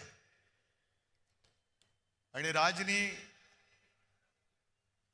त्यांच्याकडे ही महापालिका असताना काय कामं केली हे अभिमानाने सांगितलं. मग राजनी केलेली नाशिकमधली कामं आणि मुंबईमध्ये शिवसेनेने कामं केलीत. हे दोन नागरिकांसाठी कामं करणारे भाऊ एकत्र आले तर नाशिकचा काय उत्कर्ष होईल हे तुम्ही तुमच्या मनाशी विचार करा. आणि मी सहज येताना, कारण स्थानिक काहीतरी बोललं पाहिजे, या शहराच्या समस्या काय आहेत. समस्या सगळीकडे त्याच आहेत. पाणी टंचाई आहे, कचऱ्याचा प्रश्न आहे, बेकारी वाढते आहे, गुंडागर्दी वाढते आहे, अंमली पदार्थ वाढत आहेत, तस्करी अंमली पदार्थाची होते, शिक्षणाचा पत्ता नाही. म्हणजे महाराष्ट्रात कुठल्याही शहरात गेलं रस्त्यावरती खड्डे आहेत. शहराचं नाव बदला, समस्या त्याच चिकटवून द्या, कुठलंही भाषण कुठेही चालेल. हे यांनी गेल्या 10 वर्षात केलेलं आहे. म्हणजे 2014 पासून आतापर्यंत मोदींच्या काळात. आमच्या मुलाखती चालू आहेत रोज, आज किंवा काल सुद्धा. मुलाखतकार एक प्रश्न नेहमी विचारतात की तुम्ही दोघं भाऊ एकत्र आलात. म्हटलं मग तुमच्या पोटात का घोडा आला? नाही, घोडा नाही आला. मग म्हटलं प्रश्न का विचारता? म्हणजे जेव्हा आम्ही एकत्र नव्हतो तेव्हा एकत्र का येत नाहीत, आणि एकत्र आलो तर एकत्र का आलात? तुमच्या अस्तित्वाचा प्रश्न आहे का? म्हटलं आमच्या अस्तित्वाची चिंता तुम्ही करू नका. शिवसेनेने आता यावर्षी शिवसेनेला 60 वर्ष होतील. अनेक निवडणुका लढवल्या, अनेक निवडणुकांमध्ये पराभव पचवला. विजय तसा फार थोडा नशिबी आला. पण पराभव होऊन सुद्धा शिवसेना संपली नाही. तर या निवडणुकीत आमचं अस्तित्व तुम्ही ठरवणारे कोण? पण ही निवडणूक जिथे जिथे ज्या शहरात निवडणुका आहेत त्या शहरातल्या नागरिकांनी त्यांचं आणि त्यांच्या भावी पिढीचं आयुष्य कसं असणार आहे, त्यांचं अस्तित्व कसं व्हायला पाहिजे हे ठरवणारी ही निवडणूक आहे. आम्ही पोटतिडकीने का तुमच्यासाठी प्रयत्न करतो? उल्लेख सगळे झाले. संजय राऊत आपण त्या काय धर्माच्या ध्वजाची आठवण करून दिली ज्याच्यावरती झाड आहे. मला एक प्रश्न विचारायचा आहे की भाजपचं हिंदुत्व हे खरं हिंदुत्व आहे का चुनावी हिंदुत्व आहे? राम मंदिर केलं म्हणून तुम्ही डंका पिटलात, आणि प्रभू रामचंद्र जिथे तपश्चर्याला बसले होते, म्हणजे फार थोड्या ठिकाणी प्रभू रामचंद्रांचं वास्तव्य होतं, त्यातली ही एक म्हणून तरी पुण्यभूमी आहे. कुंभमेळा इकडे का होतो? तपोवन त्याला का म्हणतात? पर्णकुटी कुठे होती? ही सगळी झाडं जर का कापली आणि उद्या जर का कोणी विचारलं की प्रभू रामचंद्र कुठे राहिले होते, काय सांगणार? हे नमो भवन आम्ही केलेलं आहे. शासकीय विश्रामधामात प्रभू रामचंद्र राहिले होते म्हणून सांगणार? संपूर्ण सत्यानाश करायचा, धर्माची एक पट्टी अशी लावायची की सगळे अंधभक्त झालेत, आणि एक असा काही तुमच्यावरती संमोहन करायचं, मोहिनी टाकायची की स्वप्नात गुंगवून टाकायचं. देवेंद्र फडणवीस ज्यांनी एक शहर दत्तक घेतलं होतं, राज बरोबर बोलला. अरे ज्यांना राजकारणामध्ये पोरं होत नाही त्यांना आमची पोरं दत्तक घ्यावी लागतायत, हे काय शहर दत्तक घेणार? म्हणून मोहन भागवतांना टाओ फोडावं लागतोय, अपत्य वाढवा, अपत्य वाढवा. अहो अपत्य वाढवा म्हणजे तुमचे राजकारणातले अपत्य वाढवा, नुसती अपत्य नका वाढवू. खायला खाळ आणि भुईला भार. मोहन भागवतांचं तेवढं तरी ऐका. आणि भाजप आज हा उपटचुंबांचा पक्ष झालेला आहे. उपटचुंब म्हणजे मला थोडी धाकधूक तर कधीच नव्हती, पण गेल्या वेळेला जी काही व्यासपीठावरती माणसं होती त्यातली काही कमी झाली असं मला कळलं. पण आज बघतो तो व्यासपीठ हाऊसफुल आहे. समोर तर आणखीन तुडुंब भरले. अरे आमच्याकडे पोरांचा तोटा नाहीये. अस्सल निष्ठावान अजूनही इथेच आहेत. म्हणजे आम्ही मोठी केलेली माणसं गेली असतील, पण ज्यांनी मोठी केली ती साधी माणसं आज देखील आमच्या सोबत आहेत. पण मला तुम्ही तर सोबत आहातच आणि टी व्हीवरनं भाजपवाले सुद्धा बघत असतील चोरून.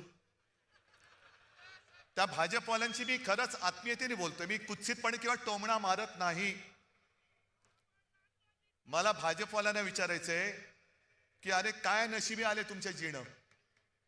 या उपटचुंबांच्या सतरंजा म्हणजे आधी आमच्यात असताना भ्रष्टाचाराचे आरोप करायचे. एक कोण तो म्हणे सलीम कुत्ताचा साथीदाराबरोबर फोटो. तुम्हाला पक्ष वाढवला, कुत्ता चालतोय, बिल्ली चालते, चुहा चालतोय, सब कुछ चलता है. म्हणजे अशी बरबटलेली माणसं ही पक्षात घ्यायची आणि त्यांचे संघ सगळं लंगोटी साफसूफ करून त्यांना डोक्यावर घेऊन नाचायचं. हे निष्ठावंत भाजपवाल्यांचे आज नशिबी आले. कसे तुम्ही राहताय? हा भाजप तुम्हाला अपेक्षित होता? अगदी आम्ही दोघं एकत्र आल्यानंतर ज्यांनी फटाके फोडले दुसऱ्या दिवशी तिकडे. जाऊ दे त्यांचं नशीब आणि ते, मला त्यांच्या नशिबाची पर्वा नाही. मला वाईट वाटतंय ते निष्ठावान भाजप कार्यकर्त्यांचं वाटतंय. त्यांना प्रवेश दिल्यानंतर आमच्या देवेनी ताईंना रडू आवरेना. मला त्यांच्याबद्दल आदर आहे. मी ताई तुम्ही आमच्याबद्दल चांगलं बोलावं म्हणून मी हे बोलत नाही. तुम्ही तुमचं काम निष्ठेने करताय. उद्या मी बोलतो त्याच्यावर तुम्ही टीका जरूर करा, कारण तुमची ती निष्ठा त्या पक्षाची आहे. पण ज्या पक्षाची निष्ठा तुम्ही बाळगता आहात, राखता आहात, तो पक्ष आज उपऱ्यांचा पक्ष झालाय. उपरे. आणि हे माझं वाक्य नाहीये, देवयानी ताईंचं वाक्य आहे की दलालांनी चुकीचं ब्रीफिंग केलंय म्हणजे भाजप आज दलालांचा पक्ष झालेला आहे. तिकडे सुधीर मुनगट्टीवार बोललेत की शनी शिंगणापूर आणि भाजपला दरवाजेच नाहीयेत. पण मुनगट्टीवारजी तुम्हाला कल्पना आहे, शनी शिंगणापूरला जातात ते संकटग्रस्त जातात आणि भाजपात येतात ते ईडी सीबीआय इन्कम टॅक्स ग्रस्त येत आहेत, चोर दरोडेखोर येत आहेत.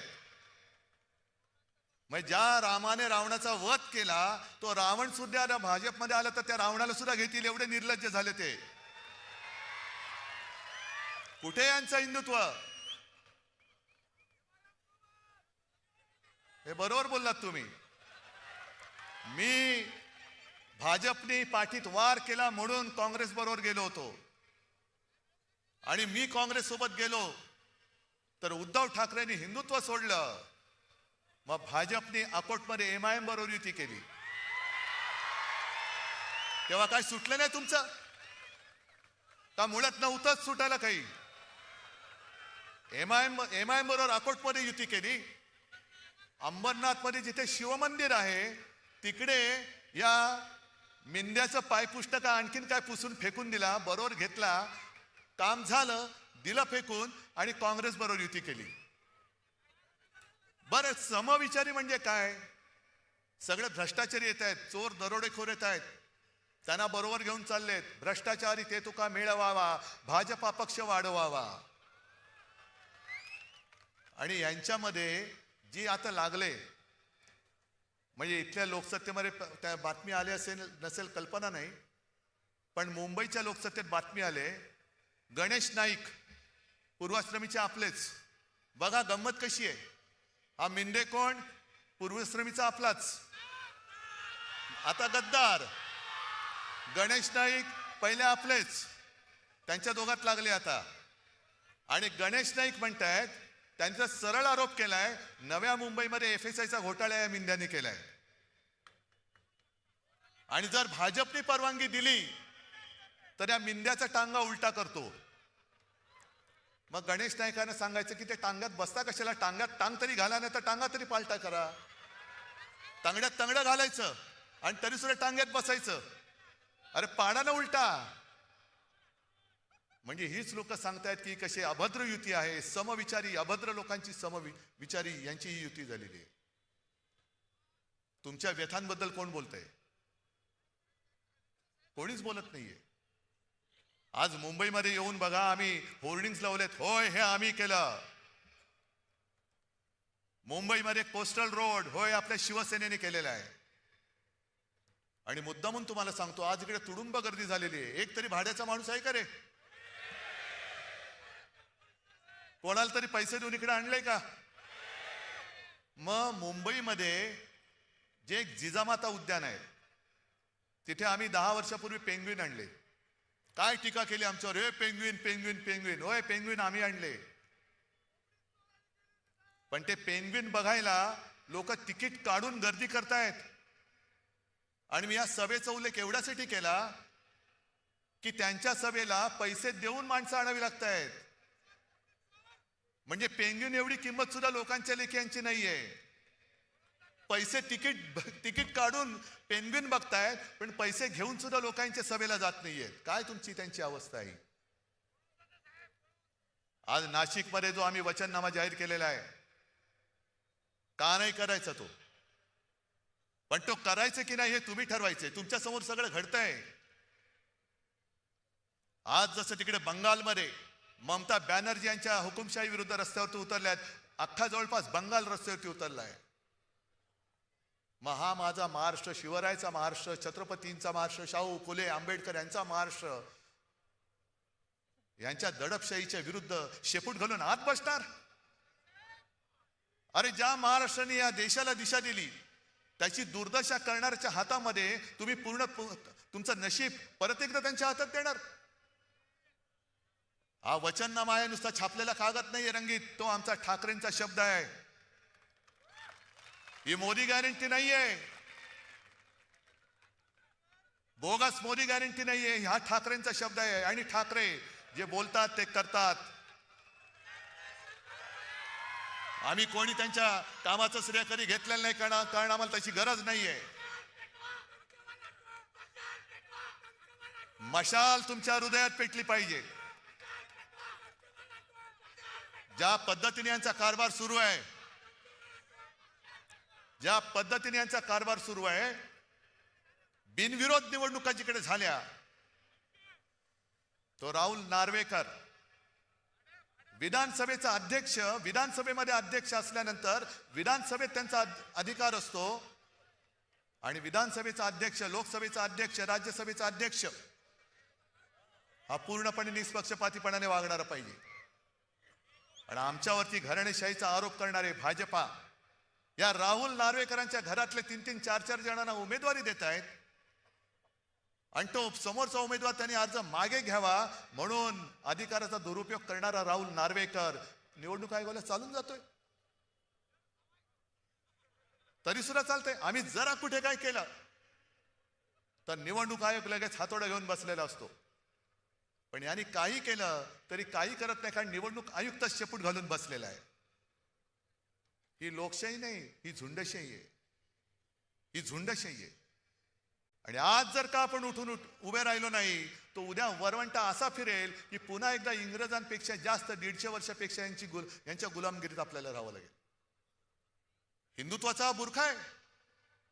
कारण हा जर का बुरखा नसता तर तपोवनातली झाडं यांनी कापली नसती आणि बिल्डरला ती जागा दिली नसती.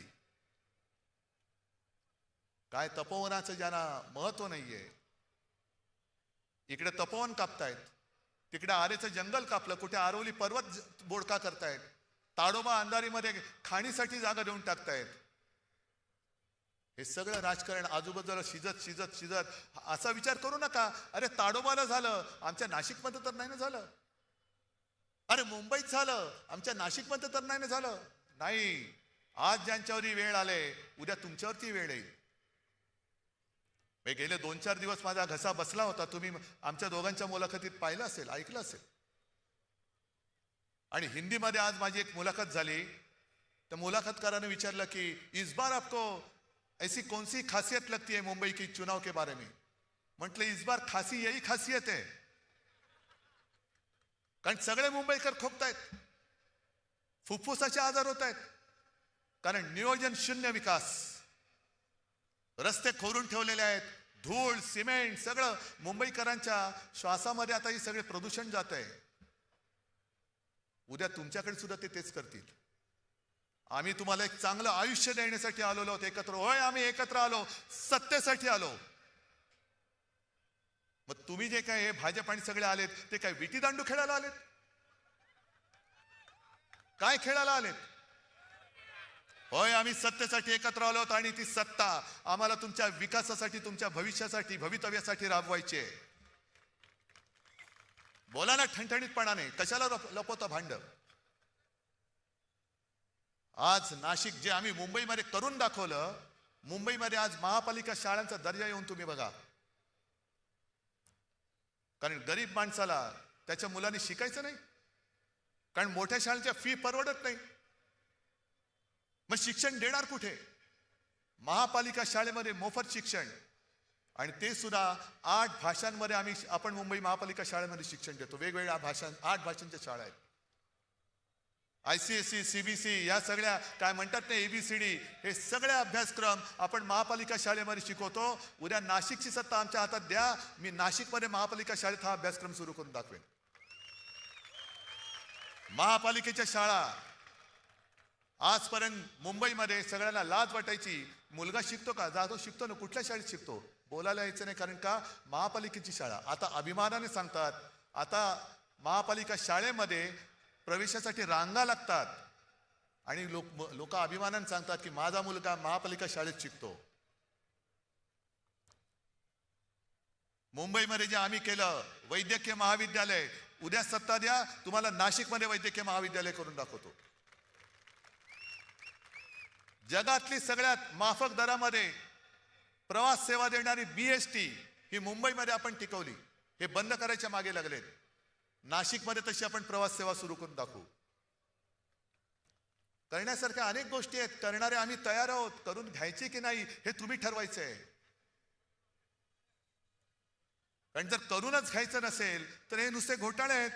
हे मी मगाशी राजने पण उल्लेख केला, तपोवनाचा घोटाळा आहेच. मुंबईमध्ये गेल्या 4 वर्षात 3 लाख कोटीचा घोटाळा अभद्र युतीने करून ठेवला, 3 लाख कोटीचा. आणि हे सगळे मुद्दे आहेत. मे 24 पासून अवाजवी दराने जमीन खरेदीवर 80 कोटींचा आर्थिक भार, हे सगळे वाचतो मी. 1300 कोटींच्या STP प्रकल्पावर वाद, कंत्राटदाराला काम सुरू होण्याआधीच 150 कोटी आगाऊ देण्यात आले. हा आगाऊपणा जो आहे ना, हा महत्वाचा आहे. तो जो मुंबईत केला त्यांनी 3 लाख कोटी त्या कामासाठी आगाऊ रक्कम देतात, आणि त्या आगाऊ रकमेतनं हे आगाऊ पैसे काढतात आणि ते लोकांना वाटतात. निर्णय तुम्ही घ्यायचा आहे. हार जीत आमची नाही, आमचं सोडून द्या. तुमचं आयुष्य तुम्हाला कसं जगायचंय, तुमच्या मुलाबाळांच्या लेखी काय होणार आहे, काय करायला पाहिजे, हे ठरवणारी ही निवडणूक आहे. आणि म्हणून आम्ही दोन्ही भाऊ मिळून तुम्हाला वचन देतो आहोत. जे बोलतो ते आजपर्यंत आम्ही करून दाखवलेलं आहे. आणि आजचा सुद्धा हा वचननामा हा नुसता काहीतरी प्रिंटिंगचा कागद म्हणून नाही, तर ते आमची वचन आहेत. आणि त्यातल्या प्रत्येक शब्दाला हे आमचं वचन मानून तुम्ही जर का आम्हाला आशीर्वाद दिले तर आम्ही तुम्हाला या सगळ्या गोष्टी देऊ शकतो. आता तुम्ही सांगा, जर देणार असाल तर जरा दोन्ही हात वर करून सांगा. आणि या हात मुद्दामून जरा दाखवा, त्या दलालांना दाखवा. तुमच्याकडे पैसे असतील, तुमच्याकडे सत्ता असेल, पण आमच्याकडे विश्वास आहे, आमच्याकडे निष्ठा आहे. गद्दार लोक तुम्ही विकत घेऊ शकाल, पण निष्ठावानांना विकत घेऊ शकणार नाही.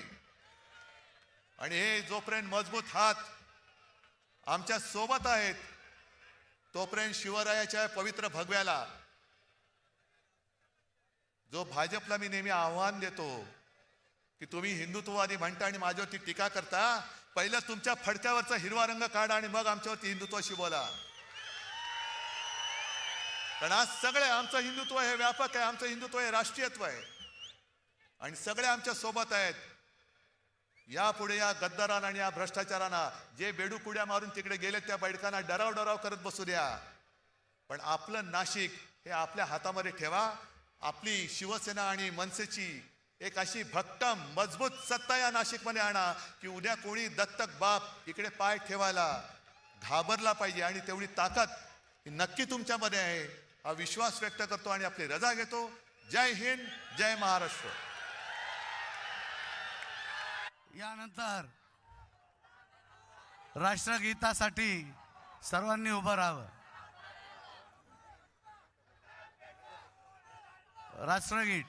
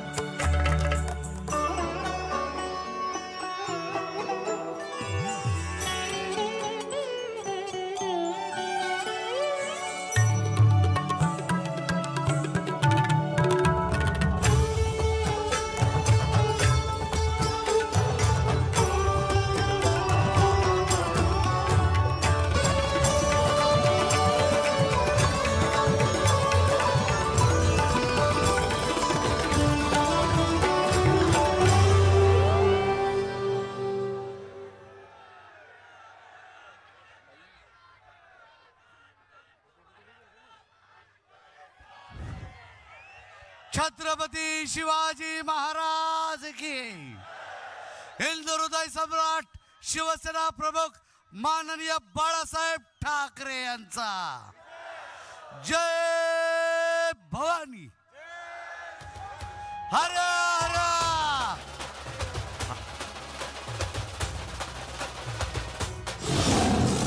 तुझ्या मनामध्ये आहे आपलाच ठाकरे,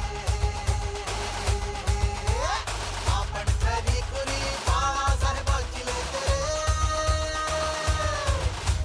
पक्ष आपला ठाकरे.